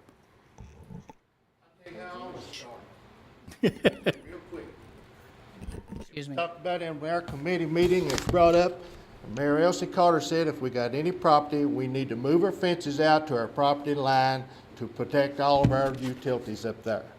And here we go again, we're coming up that, yes, that property is in the city's name, but Grange Utilities foots all the bills on that property. So who actually has any power of that property? The owner? The city council? Fair enough, then the city council needs to pave the driveway and whatever they want to do then. Well, Thank Ted, could you give us, just some reasons why that line has to be out there? I just told you, Mayor Carter brought it up in one of our meetings that we should, if we get part of this, we should move our fences out to protect our property. I was talking actually about the back part where the Cedar Court Apartments is, because that should be extended because it's a whole alley. And when Mr. Smith come to my office, me and his discussion was before any fence would be put up, he could come before our board and discuss it with them. well, here's where I am. If the council wants to close the alley tonight with the condition that there will not be a fence put down the middle. Would that be agreeable to the council? And he is allowed to use it for his driveway, for his garage. Only if Mr. Smith takes his, I know what you're saying, but we're trying to get this done. That's- But the question is, close the alley, no fence is gonna be put down the middle alley. The utilities has the ability to use it, as does Mr. Smith. that needs to be put in writing. And who's going to keep it? The That's not, upkeep. that don't even be put on right, it's going in these minutes that this is what this council decided tonight. Well, Then he'll it has continue to to be- do what he did. He'll continue to do his own, because they're not So gonna that's put how it's gravel gonna back be there. stated and worded. In this- We've already said the alley was closed, 30 years ago, and we were wrong then. 38. Yeah, but it was done by Raymond Wilburn, who, Well, that's so? No, it was done by another mayor. Don't talk about the dead, John. It was done by. they closed it then too. Hoffman? Bino, Mayor Hoffman. Bino closed it also? By executive session, by executive, Yeah, okay. Theoretically, but there's no record of the actual order being. yeah, executive order. I mean, there's something in the minutes about it from back then, but there's no actual, Stephanie searched the Mr. records. Council, the issue's been raised that since we have a rescission of a signature, it's a moot point to even discuss it. Well, you have to make findings that there are inadequate signatures. Okay, so if you have to make those findings and Well, then, we've got the finding, he's gonna present it to us here. well, you make findings by a vote. Do another one. That's the way you make findings of fact, and then you reach conclusions of law based on the findings of fact. I'm not sitting close enough. How's that? Is that better? Better. All right. Well, we have a motion to approve this ordinance in a second. We're gonna keep on discussing it. Because we have a motion on the table to go ahead and close this alley, but I guess we could close it with conditions. I don't know if you can do that. I don't, May I say something? I agree with Bill, so I'm looking at, and I'm not a lawyer, but I'm looking at KRS 82.405, and it says that all abutting landowners have to make the agreement. So to your point, you're not agreeing anymore. So, but it also says you could close all or part of the alleyway. So I'm just throwing this as an option here. So number 4 indicated on our map, sounds like that property owner is okay with closing that portion of Sumac Alley, which would be your neighbor. So that does sound like a possibility that we could do that. But according to the KRS law, it says we can't really proceed with this as presented. That's how I read it. But yeah. That's right, but you have to make those findings, that's what you find, that there's no consent. Okay? Once again, tell us how to make those findings, because we've got a gentleman here that signed his rescission, willing to present it to us right now, and has stated it publicly that he rescinds his signature. So Corey, you're welcome to come forward. It's my understanding, if this body decides to choose to close this alley, because it's no longer being used as a public way, and I think one could argue that it's not, with one person using it. I guess you could say both parties are using the alley. I don't have the statute right in front of me, correct me if I'm wrong, but this body can decide if they want to close the alley, they can do that, and it sends it to circuit court, and then both parties would decide what happens to the property. I don't think you have to physically agree that's the easier route. Otherwise, both parties would be named as a defendant in court. So my thought would be, if we keep it open, can it be opened all the way up to be used as a public way? If we want to maintain it, we need to maintain it. Free and fairness to Grange Utilities, the city should be paying for it. And can it be opened up? I don't know. Is the garage in the way? So what So that's Corey, what an issue. Corey's saying is correct, that if we could force close this by a circuit court action, which is a horrible solution. It's expensive. Expensive and like stupid, okay? Right. But that, you know, and unreasonable to our citizens, okay? And so I don't know that that's a good solution. You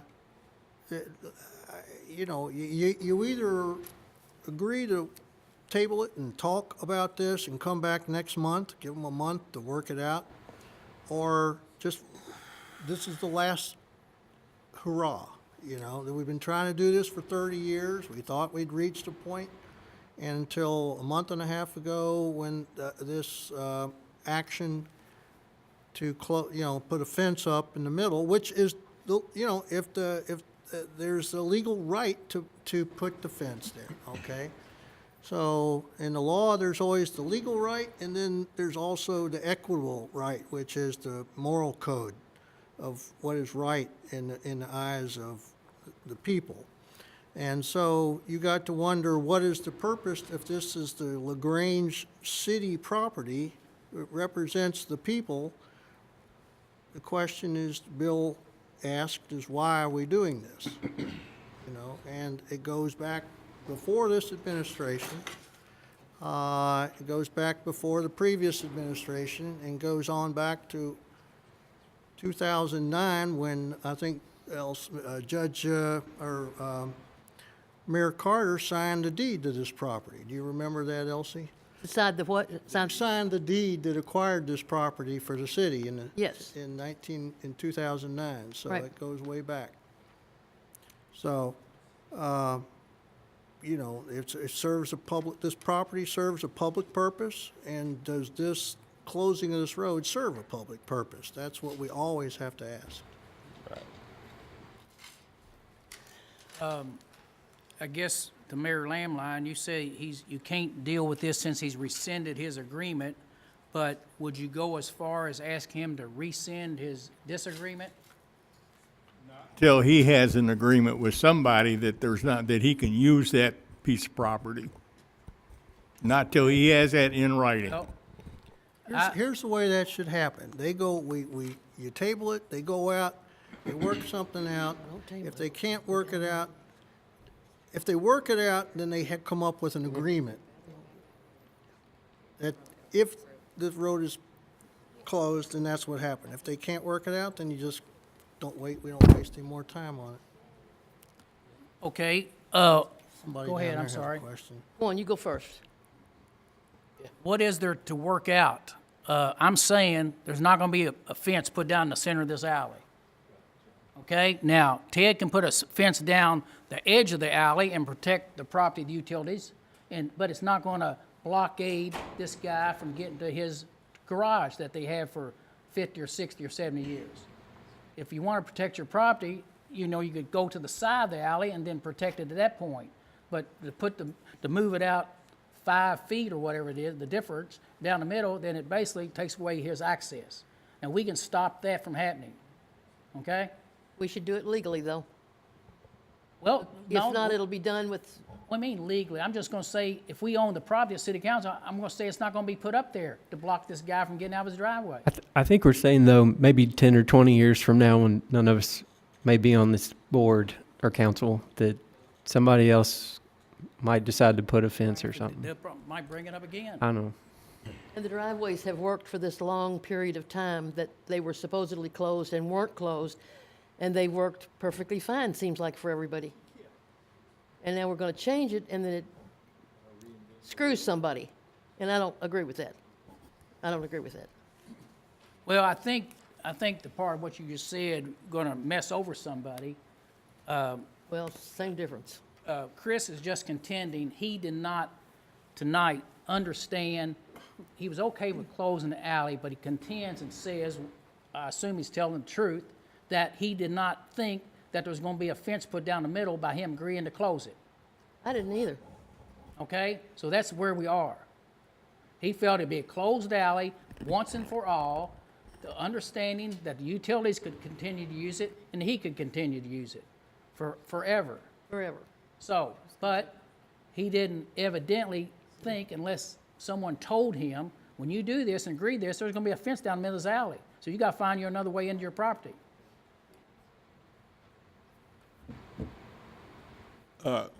Counselor, should there not be a right of agreement as far as ingress and egress across, if it's closed? That would be part of an agreement that they would work out. What I'm talking about, this agreement would not be with part of the record. I mean, it would be a legal document that they would prepare, in which they would both agree to give each other's cross easements on each access of the half of the road, and a maintenance agreement. But the thing that John has suggested is similar to what in planning and zoning is called a binding element. And there's no place for binding elements in a road closure statute. There's no provision for it here.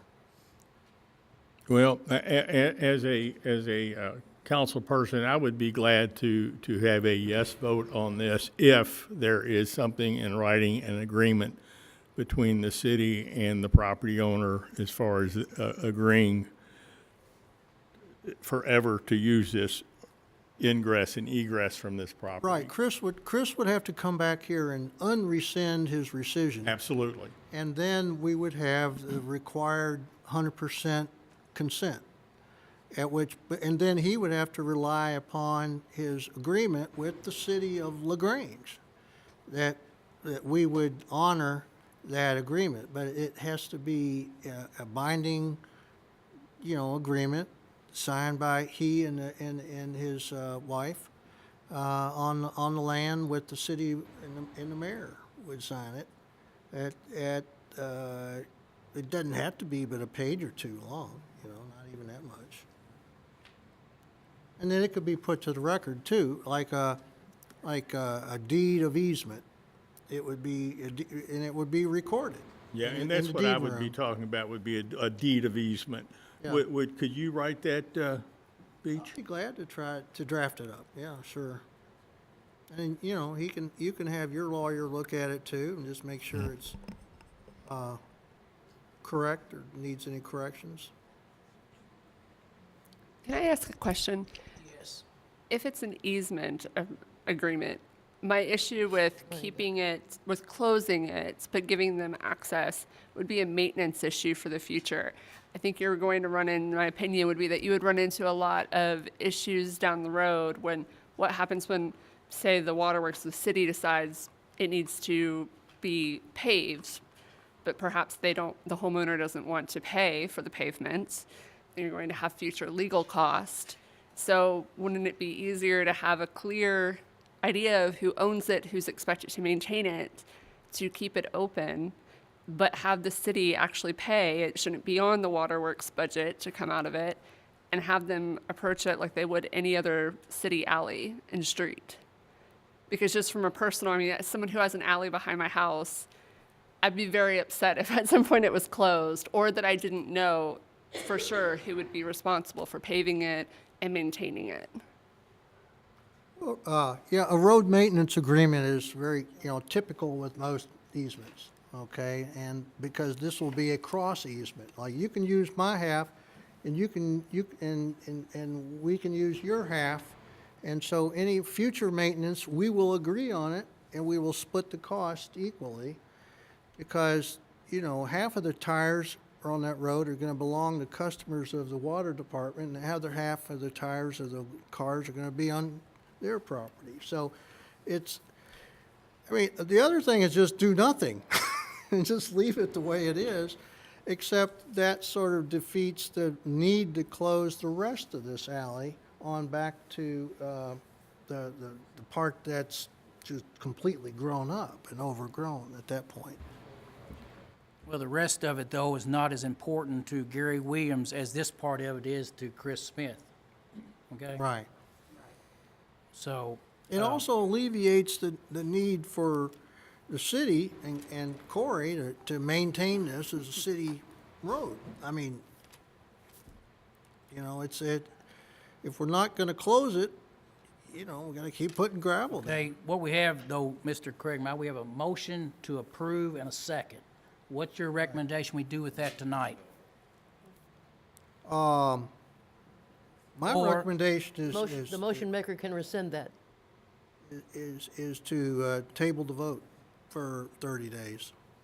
But if alternative to that is vote, you have to vote no. No, you don't. The motion maker can rescind his motion. He can take his motion back, whoever did it, and the person who seconded it. They have to take it back if they want to do it in another way, or if they want to do it at another time. Robert's Rules of Order.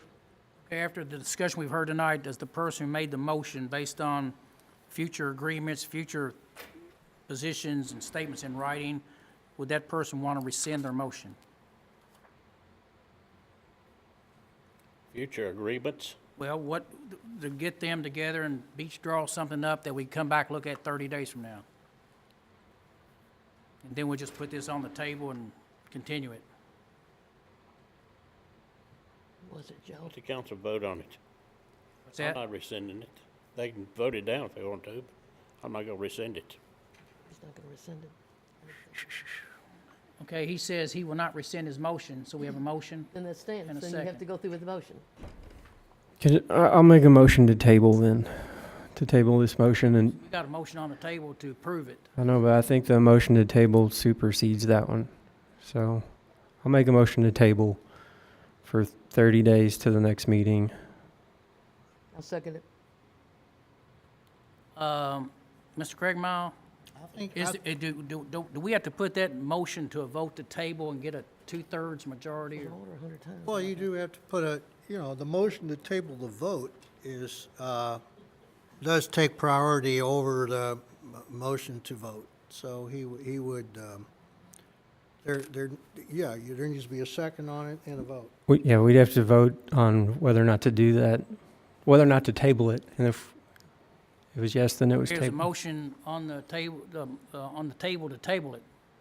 By Trey Kamer, is there a second to He his can motion? rescind it or table it. Is he? Second by I Elsie? seconded it. Okay, all those in favor of the motion? Any discussion on that? On his motion to table? No discussion? All those in favor of the motion, let me know, saying aye. Aye. Okay.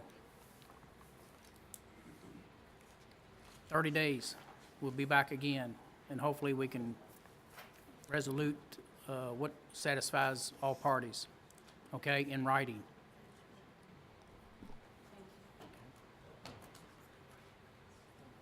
Okay? That was not right. That's what I saw. You have to be fair. Okay, we have standing committee reports. We have a report and a committee report tonight by our Roads and Public Safety Committee. The chair of that committee is Joe Davenport. Our first item of discussion that they would like to bring up would be the discussion of the situation at Grange Elementary School parking lot. And what are we doing there? Mr. Joe, would you like to begin the discussion on that, or not?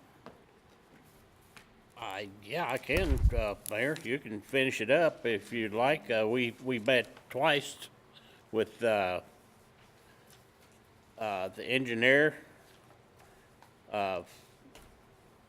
I guess the school board, is that Brett, the engineer? Yeah, Bohannon, Mr. Bohannon? Mr. Bohannon. We met with, me and the mayor and Corey met with Mr. Kincaid, and then we met again with Mr. Bohannon, and we came to agreement that we would still maintain the alley, and It's actually a public street. public street, yes, but as a public street. So if you want to go ahead and go on with the agreement, but they're going to move the sidewalk over, and we're still getting Mr. Kincaid The reason we're actually keeping the street as a public street so we can protect Mr. Kincaid and give him access to his garage out back. That was the main reason for that. The engineer and the school board, they brought it back, and they all, at the meeting, they both agreed to what that was, so. I mean, we finally come up to agreement with it after Okay. all this time. That's a very nice briefing of what we discussed with them, and I've also had conversations with Mr. Schultz, the superintendent. He told me yesterday he's in agreement with his engineer and what we've discussed. So Corey Rusnick's up here tonight to give you more or less a picture of what maybe is going to be taking place there, right, Corey? Yeah. And Let's so the kinda give council you will a fully understand what we're doing. few as-is photos of what the street is currently. This is Old Jefferson Street, looking from 6th Street East down. This would be the sidewalk currently. Of course, you can see some of the parking blocks. The school has stated that they are willing to move this sidewalk back. It's about 4 feet, and it tapers towards one end.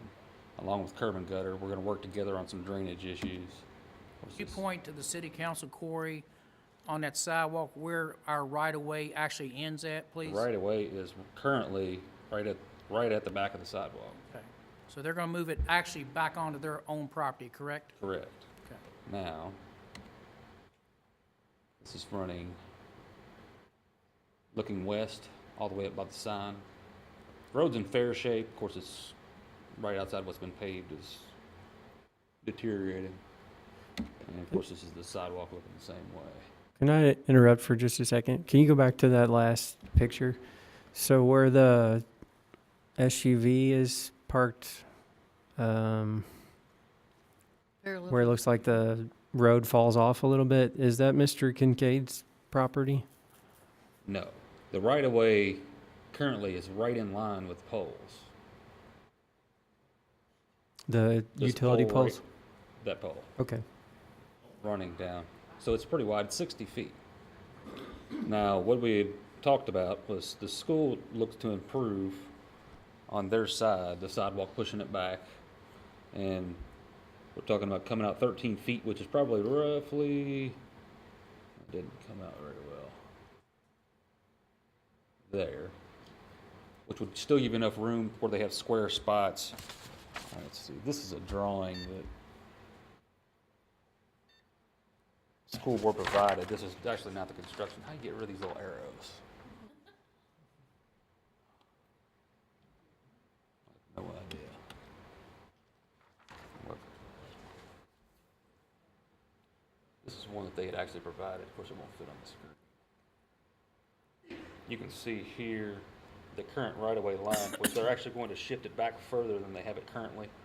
They anticipated running most of their drainage, all these catch basins, into what is existing here. But we had further discussion about just possibly going ahead and piping this whole side within the curb and gutter, which is kind of common practice nowadays. So our agreement was that they will construct everything on their side, move the sidewalk back to where it needs to be, right outside the right-of-way line. We'll construct what is on this side, and then the city will overlay the street.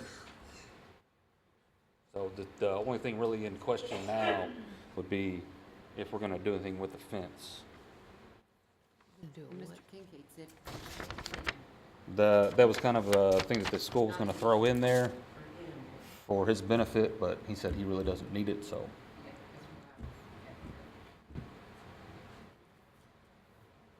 So long story short, here's what we agreed to do. From that pole you saw where the property line is, Mr. Kincaid will have the ability to come out 13 feet, and where that black SUV was parked, that would be where the barrier will be. I'm not certain, Mr. Schultz was just in agreement with what we're going to do, and we actually concluded that parking blocks along that 13-foot line would suffice. So that's sort of where we were. Mr. Schultz, the school board, is basically requiring no gated idea to the street, so give Mr. Kincaid access to the street anytime he chooses to. Where they were sort of concerned about it was up at the front door. But by moving the sidewalk back, them doing that at their expense, we basically maintaining the street as we would anywhere on a public right-of-way. We will work in concert with them to get, once they move the sidewalk back, Corey will work with their engineers to prep and prepare the area in front of the sidewalk to do an overlay there, I'm sure. And then we will stripe the thing where they can pull in straight in and have plenty of room behind them to back out. That's about the consensus of what we decided. Mr. Schultz and they were in agreement with that, and Mr. Kincaid was definitely in agreement with it. And I feel like we've got an understanding. It will remain a city street. We will control the street to the degree we need to, and work with the schools to provide them a nice-looking front area there. So, any further questions on that? Good job. Sorry, I don't coming in late in the game, I guess, because I know this has been going on for a while. Just out of curiosity, sort of playing devil's advocate, with the parking spaces that will be on the technically city property that are on Mr. Kincaid's side, the parking blocks. So more or less, he'll still be able to continue to use those spaces to park vehicles for the business, correct? Yes. But Will fall under the same ordinance as anybody right, else. I mean, so 24-hour technically, parking. isn't there an ordinance that you can't park for more than 24 hours? So I guess my question is that, I mean, how, and I know right now there's a dumpster that's on city property down there, and it makes it very hard to maneuver in that area. So I guess at that point, I mean, are we having issues with the fact that we're more or less providing the property to Mr. Kincaid to use for his business and allow him to park cars for more than 24 hours? We probably are, but there are probably cars sitting on city right-of-ways everywhere in the city. They sit everywhere, about No anywhere. different than the school. Just every parking space the school uses all will their be in the right of way. spaces sitting in So- front of school, they're on city right-of-way as well, Right. but they're for a school purpose. I guess I would say to you, Mary, if the council doesn't work, I guess, on behalf of each adjoining property owner, which I think we're trying to do with this, then more than likely, the agreement won't work, and if we close the street, you go to circuit court, and then they'll have their say as maybe divide the street right down the middle and give K&S half and give the schools half, and then we would be in a predicament. Schools would be in an awful predicament, and the judge would have to rule on that. So this was the only alternative we felt that, because actually, I think sometime last year that Mr. Kincaid said, I'll take half the street, let's go to court with it, but he was willing to back off that and just basically take 13 feet of the area, which he's actually under court order, he'd be entitled to probably 12 or 13 feet more. It's not that exactly what we just discussed about Mr. Smith. Excuse me? And it's not that exactly what we just discussed about Mr. Smith in the alley closing. Did we not just say that they're gonna come up with an agreement? We did, but boy, we had to fight to get it, didn't we? It's always a fight. It'll continue to be. So, you've heard what the agreement is by both parties. That's where we are. And if the council doesn't want to accept that agreement, then we'll tell both parties we don't have a deal yet. I think. Motion to Can I make just a quick comment? I agree it's like Mr. Smith's, but it's not. So people aren't parking on his. I agree with what you're saying, but people are not parking on the alleyway where he's using it as a driveway. I know we've been talking about this for probably a year and a half, 2 years. It's been a rough conversation, but just like when school's in or out of session, people can park there today if they wanted. Or as far as the divider on the other side, so thinking about events that LaGrange Elementary may put on, are we saying people are able to park on that side as well? Or are we? Well, It was a conflict with people backing into other people's cars. I know Square the spots. Yeah, the way that the parking spaces are angled and stuff, it's difficult to get out. I know that was part of our discussion, but I guess what I'm trying to say is, so if we put some sort of divider and say, okay, the whole street is ours, LaGrange, but we're allowing the school to use this for parking, which is fine. Are we doing the same thing for the other side, that if the public wanted to park there, they could? There's not enough room. well, what I think what he said, they could come in from the 146 side and get to it, because there's going to be some formation blocks down that 13-foot line. You know, like parking blocks or a curb or something. Yeah, to- Kevin to- asked that it to be a make that 12-inch division. curb. Excuse me? Kevin Woosley asked that it be a 12-inch curb. And I'm really not trying to stir the pot here. I'm just, You were asking for more parking on his side, public parking? Well, correct me if I'm wrong, he's mentioning the blocks that would be in front for Uh-huh. Mr. Kincaid to use. That in theory, if he didn't have a car parked in one of those spots and LaGrange was having an event, would a LaGrange parent or family or somebody who's there for the event be able to park in one of those spots? that There he- won't be any spots, There won't be any spots. not on that side. She's talking about in that 13-foot area. Yeah. Now, Right. the There won't problem, be any they won't parking be able to get to it more than likely from the school side. Now, if they came in Mr. Kincaid's side and those spots were open on the public right-of-way, then maybe they Unless could we get put up there. no parking signs. But he's got a ton of cars sitting up there in that parking lot that he's gonna work on the next day. You're talking about on this side. yep. Okay, currently they have appears to be a sidewalk. And then, of course, the gate ran across this side. There's not enough room to park here as it's drawn, because this is 9'3" off of the property line. No, so they agreed to move their sidewalk in that would allow a little more room for Mr. Kincaid to use along the inside on his property. I mean, are both, sorry to keep on harping on this, because I know it's like you said, I understand this has been a tricky issue. I guess, are both parties really saying this is the optimal solution, just even though we're in essence giving land away? We're not giving it away. It's still city right away. Well, right, like the We use. needed the parking in the future, we could move it all the way to the back. There's no agreement with either property owner. It's just a resolve from the city side. If we did decide to do that option though, then He would be cut off. He'd be It would cut off. Public parking though, he can still park his vehicles on it. For He can 20 park his vehicles over here today, now if he wants to. right. Right. Yeah. I just don't want it to come back and say, in 2019, this council, 30 years from now, Right. this council decided to maybe close it, maybe not. No, it was taken into the city. I don't know. And we did last year. We That's officially settled accepted done. it. So That was the biggest hiccup. I was glad to get over that hurdle, but I feel like this is like the last hurdle to jump here. Now, you wouldn't have enough room on this side to provide parking on both sides, unless they were willing to move this back further, but the conflict was this tree. They didn't want to get into this tree too much. So it'd be great to have parking, straight in parking on both sides. There's just not room.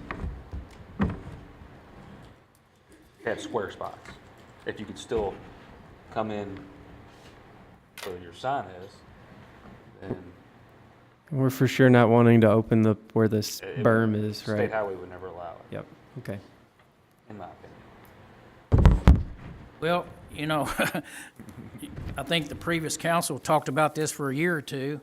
So here we are again, and this is the best I could get put together at this point. So we're not closing the street. We maintain everything that's still, we're not giving nothing away. We're just trying to probably protect the interest of a business, being Mr. Kincaid. And whereas previously, schools pretty much took the position they were going to go all the way to the pole. with what they wanted, but we didn't want that to happen. I agree. I think this is the best compromise I've heard over the 2 years, making both parties agree to something. It's touchy situation, Motion to on the say the floor. least. Yeah. Okay, we do have a motion by Elsie. And I'll second. Second by Debbie Pollard to do what been described here, and we will continue to work with both parties. Yes, sir. You want to say something? Yeah, we'll be waiting on their move to see, the next step will be they'll start constructing sidewalk and curb. Okay, motion on the floor made, second. Is there any further discussion? If not, all those in favor of the motion, let me know by saying aye. Aye. Anyone opposed? I have just two questions. So we're voting, a yes vote is to put in the divider, if you will, right? Okay. Thank you. Divider, I don't know, might have a fence right through there or something, but, might have a fence. But let's try to work this thing out with our LaGrange Public School and see if we can make something nice out there to help them and also protect this business. Where'd she go? She said she was leaving at 9:30. Okay. Okay. You're covering her? Okay. You need to come up here. You think? Well, You might not. I don't think she is. April Fool, yeah. I guess 3 hours was all she could go. I remember the other part I was going to say. I think this is the best compromise for all parties, including the city, without any of us spending more money to go to court and do that. Okay, the council needs to approve Heather Woodcock sitting in for Stephanie Winther right now. There's a motion to approve Heather to sit here. For Stephanie Heather, Cooper. Heather Cooper. Woodcock, Stephanie Cooper. Yeah. She's sitting here in place. Who makes the motion? Let her sit here. I do. Made by Trey. Who seconded? Andrea seconded. All those in favor of the motion, let me know by saying aye. Aye. All opposed? Okay, now we're ready for a vote. I've got a motion, a second. All those in favor of the motion's on the table pertaining to Grange Elementary School situation, let me know by saying aye. Aye. Anyone opposed? Got it? Thank you. Next item, stop sign, 3rd and Madison Street. Third Madison. 3rd and Madison. Corey's here. Mr. Joe, you brought that through committee. What's your, you have a committee Yes, recommendation? we've had some accidents there, and it was recommended that we install a stop sign there at 3rd and Madison, so I think the last one was maybe a moped or something, I'm not, Yeah, I think a moped hit a school bus. last one that, Something. yeah, was, Yeah, but on that situation, the moped just didn't stop at his stop sign, Yeah. you know? Of course, this would be the location, West Madison and 3rd Avenue. Aerially.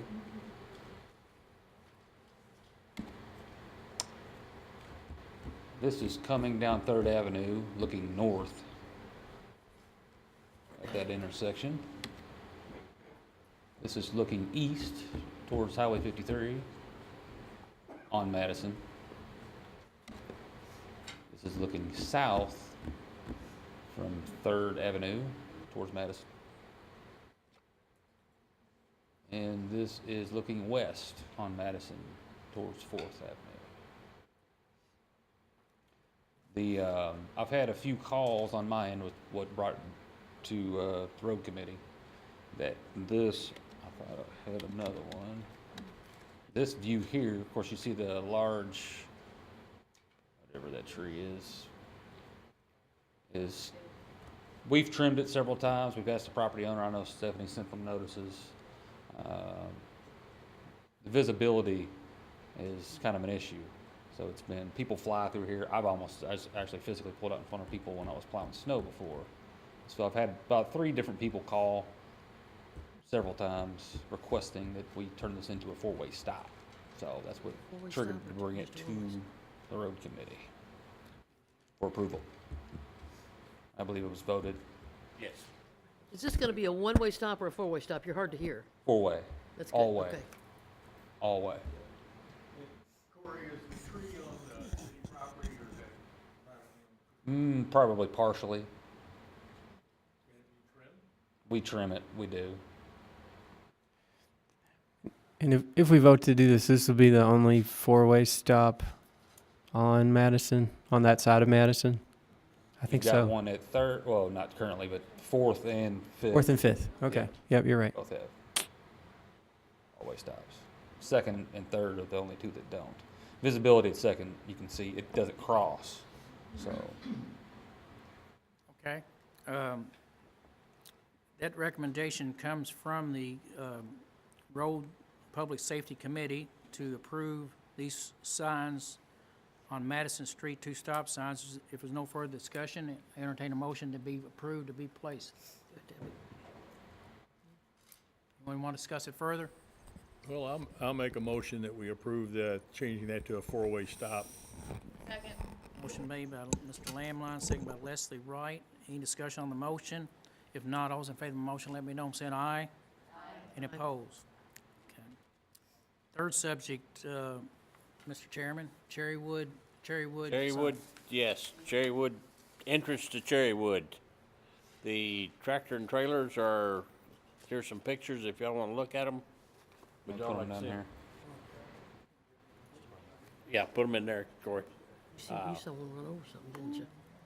What's recommended, and Corey has the signs, is just to put just to try to deter the tractor trailers coming in.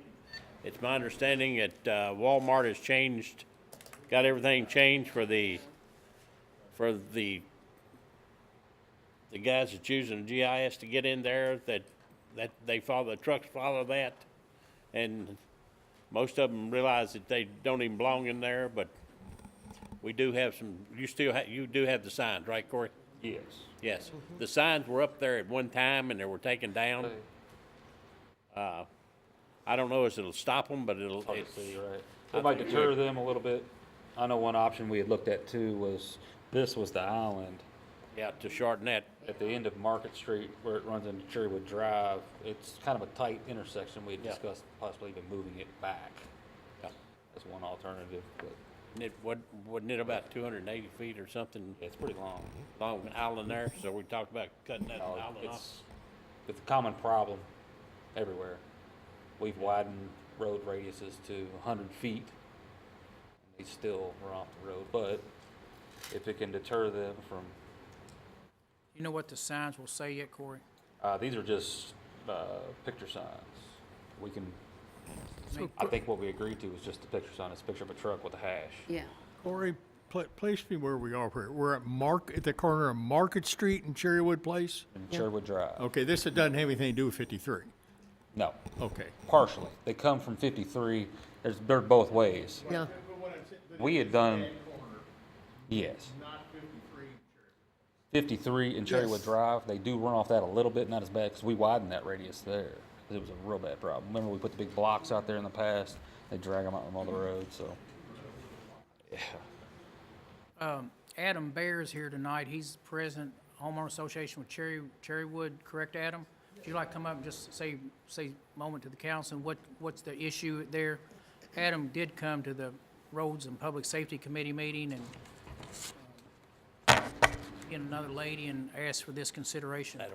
My name's Adam Barrett, 1100 Cherrywood Court in LaGrange. We've had issues with this the last couple of years. I did take it to the road department. It's not that the signs, I think, will put a complete stop to it, but if we can get down to where it's a deterrent, we go through and we as a HOA maintain that subdivision, that whole entrance. We're actually putting a lot of money in there right now, putting irrigation in, all new landscaping. When the development was first created, it was created just as a residential subdivision. None of the commercial portion was up front. Over time, all that commercial has been added, and the semis just can't make those turns. There are alternative routes. To get into Walmart, they can turn in there by Wendy's, and to get into Kroger, they have the main entrance at Kroger, and then they can also go over by Cub Bank and enter over there. We have spoken to Kroger and Walmart and tried to get them to start doing that. The Dollar General store actually started coming in the back way, but it's these subcontractors that they use that we can't directly contact. And when I've stopped and spoke to a couple of them, they said a sign would definitely be a deterrent, and they'd look for another, another route. They use their GPS, and this is the way it's sending them. But they said a sign will probably deter them. And we're hoping to get it down to where if we can only get 1 or 2 a month coming through, it's a lot cheaper for us to fix and maintain that, especially with the investment we're planning on putting in. So I would appreciate an ordinance just allowing those signs to go up. I think we tried to put a sign out there, but apparently there was a city ordinance saying we couldn't.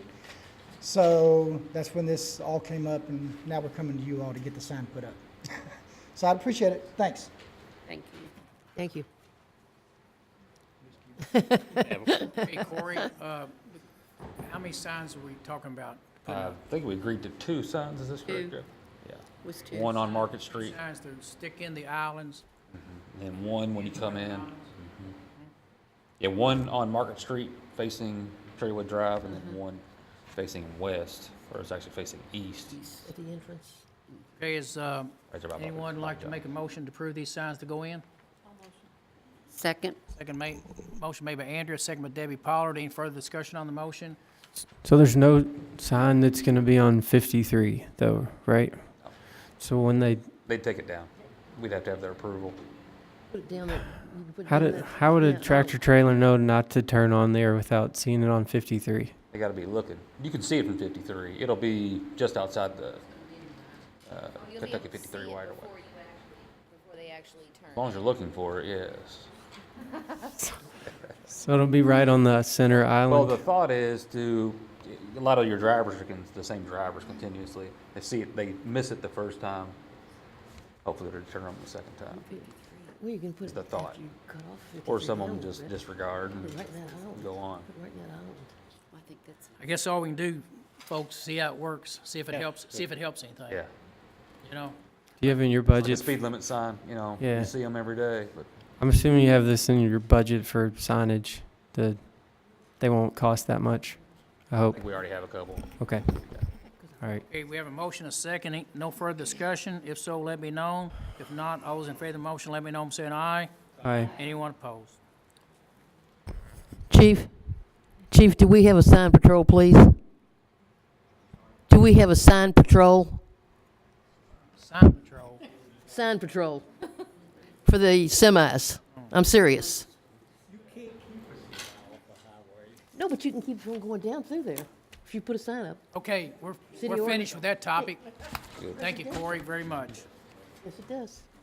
Okay, And Grange Historic District Guidelines Committee report. out. Mary Bolton, do you have a report tonight from the, All state. where you all are on this?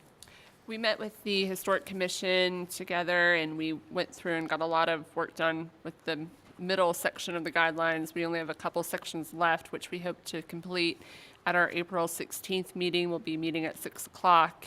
And I just ask all the council members to please review the guidelines that were provided in last month's packet and provide recommendations to me of any thoughts that you have while going over them. And we'll be doing a public forum sometime this summer and combining recommendations from council, public forum, and the commission into our final recommendations to council. Okay, anyone of the council members have a question for Mary? Any concerns about what Mary and her team are doing? I didn't realize that the changes were on the one that was sent to us. I thought it was just the regular one, so I'm going to look through it That again. the one that was sent is the revised guidelines the commission came up with that we're currently working with, and we want to take the recommendations from each group that has had eyes on it, compile them, and see as a group what we think would be the best final draft to put forth. Okay. I read that one. Mayor, I have an announcement. The Economic Development Committee will be meeting on April the 15th at 6 p.m. at City Place Okay, at 6 o'clock. are you talking about South Side Economic Development? That's the one. Okay, all the businesses south of downtown, correct? Okay. April the 15th. Okay.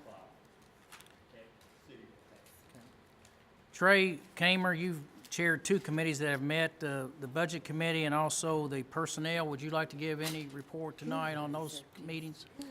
I can, or I could wait till the end to know. Just the fact that you met and Yeah. discussed just some things in generalities. Sure. So the Buildings, Budget, Finance, and Utilities Committee met on 3/20, and we just went high level with the different department heads over some of the, I guess, goals that they have for this upcoming fiscal year. We do have another scheduled meeting on April 17th, so Wednesday at 5 o'clock with that same group. So all are welcome to attend as always. And then the Personnel Insurance Board and Commissions Committee met on 3/27. We did discuss a couple of items that our code enforcer brought to our attention. We're looking to possibly have KLC come in and give a presentation over one of those items at our next meeting, which will be Wednesday for April 24th at 5 o'clock. Both meetings will still be in City Hall up on the second floor, but if you're able to attend that, always attend whatever you can, but if you're able to attend that one, it'd be some good information as long as we can get KLC to come present. Thank you, Trey, Thank you. for those reports. Next item on our agenda tonight, you all, is the audit approval for our contract to do the 2019-20 audit. I'd like to recommend that RFH CPA Consultants, I've talked with them extensively about holding their line on their past year's audit amount. They've agreed to do it for the same price of $23,400, and so they will know that they have this audit coming up for us at the end of the year. I would like to, for the council approval, to go ahead and continue to use this, these professional services to continue to do our audit for the audit year of 2019-2020. Make a motion to accept. Motion by Trey Kamer to accept the price of $23,400, second by Debbie Pollard, I think it was. Any discussion on the motion? If not, let me know by saying aye. Aye. Anyone opposed? Okay, thank you. Unfinished business, bid awards for West Grange Drive. Corey Rusnick. His name is not Rusnick, it's Rusnick. I'm going to teach you. Tired of me yet? Excuse me? Tired of me yet? No. We might go all night long. We got two bids that we opened last. Well, that's not far from it. I was looking for a recommendation to approve to Bowen Excavating the bid they submitted for the West Grange Drive improvement at $148,255, which is currently, we can get it out of this fiscal year's budget. You say it's in the budget? Yes, sir. We can get it out of this year's budget? And do you have a completion date on this, once a beginning date begins, He said he could complete it before July. or July? Before July. Before then this fiscal year. Feel like he can? He said he could, yes. So what's your budget amount, what's your item, what's your number again, Corey? $148,255. The only thing that would fluctuate, the 200 yards, depending on, we've got one section where we might run into the Grange Utilities water line. So the 200 yards would be $200 per yard for rock excavation, which is common. It'd be a field change. But the walk here will not be constructed. So that's $22,500 off the top. So it will differ minimally. And if you'd like, I could bring it to council for approval if it's to exceed that amount. Well, if it gets, Any field change. out of range, probably need to. Yeah, that's what I'm saying. If it goes over, it should be fine. Try to keep it within the money or less, if we Yeah. can, okay? Okay, everyone knows where this improvement is, correct? I have a question. Okay, go ahead. That's a local company? Yes. Looks like? Where have they done work for us before? For us, not since I've been here, no. Who have they done work for They citywide? did a lot of- Municipal work. I think they've done some for LaGrange Utilities, haven't they? Barry Bowen, yeah. Right. They're the ones that did that? Yeah. Thank you. Thank you. I had a question. I know if I'm thinking about this right, the last meeting we talked about this. Were they able to consider, or were we able to consider putting in an extended right-hand turn? I've looked at that. The only problem you have right now is one of the string poles, the lights, it's right against the backside of the curb. You could do it, it'd be a pretty big cost. Have to move the pole. If you want to price it, I can. It could be an addition. And I guess, so since we It is, just but- approved to put up signs to have tractor trailers go that way now, I think it's going to jam up that area a little bit more. Just something to consider. They could, and when the state came in and redid some of the ramps, they widened the north end of Grange Drive with the ramp. 'Cause they moved it back about 3 feet, which helped. Yeah. Get the radius, get the trucks in there. But now if they go over the curb, they're hitting the pole, so. Unfortunately, there is a Walmart's back there, so. But unless you're not finished, Trey, but, so you feel comfortable with Bowen Excavating to do this job to your specifications? Absolutely. You do? Okay. Okay.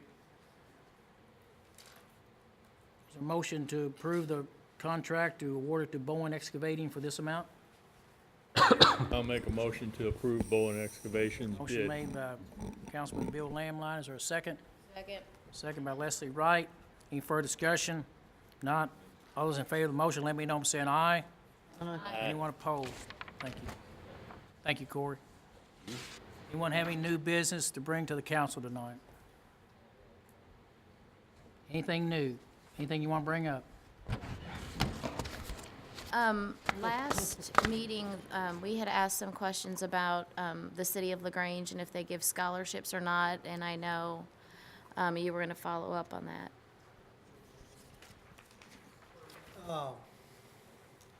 I tell you what, I followed up on, Beach, I followed up on it. I went to a Jefferson League of Cities meeting, and there was a lot of mayors there, and actually J.D. Cheney from the KLC was there, and he told the group that city governments can give money to scholarships. They can't give it to one individual that would be your son or daughter. It has to be a participation in a application, and then someone's chosen out of a group. It just can't be someone we choose ourselves. But as long as it's done that way, you're able to do it without scrutinization. So long as it's for everyone. And then they went on to say that if you give money to a school for any purpose or reason, they contended that the public has to have the ability, say you give it to the school for the library, then the general public has to have the ability to get access to that library as well. So I'm sure the schools would prefer not to have any money specified to the schools because it becomes public access area because we, the public council, have awarded taxpayer dollars to that. But on the subject of the scholarship, I've been told by my sources that it is legal as long as it's not selective as to any one given person. And that refreshes me. I did look that up, and it's a First Amendment thing, a separation of church and state, and you know, as long as it's not given to a religious school or a favored, you know, it has to be like something to the Oldham County Community Foundation in which they give to other scholarships out. So it's not per se illegal. I do remember doing that research that I don't know where this rumor started that it's illegal for cities to give money to education. It's just you can't favor one, for example, a church school. You send an email on that. I did? Good. I'm glad you reminded me. Along those lines, I'd just like to ask one question here. So on our bank accounts, we have a City of LaGrange Police Scholarship. What is that used for? Or could somebody tell us what it's used for? Maybe it's been there for a while and it just hasn't been accessed.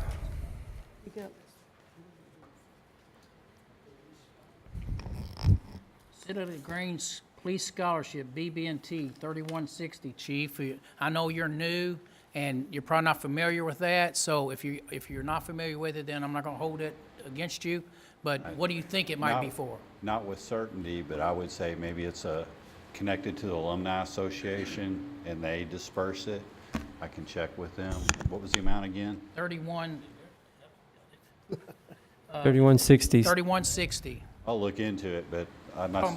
talking about the police alumni that go through the alumni? The Citizens Academy Citizens alumni, Academy. maybe it's connected to some funding, because I did have a brief conversation with some of their leadership, and they do have some funds somewhere. I haven't researched it, that they're not actively in their funds right now, and we're trying to streamline and let them access it. But I have a suspicion it's probably connected to that organization, and they would administer the scholarship. Okay, thank you. Okay, any other new business, folks? No? Any further announcements? The only announcements I have that are worth announcing, I'm sure, will be, I think the Cattleman's Restaurant is very close to opening up. I think it's probably a week to 2 weeks out. Holiday Inn Express, I think, is opening between April 1st and April 15th.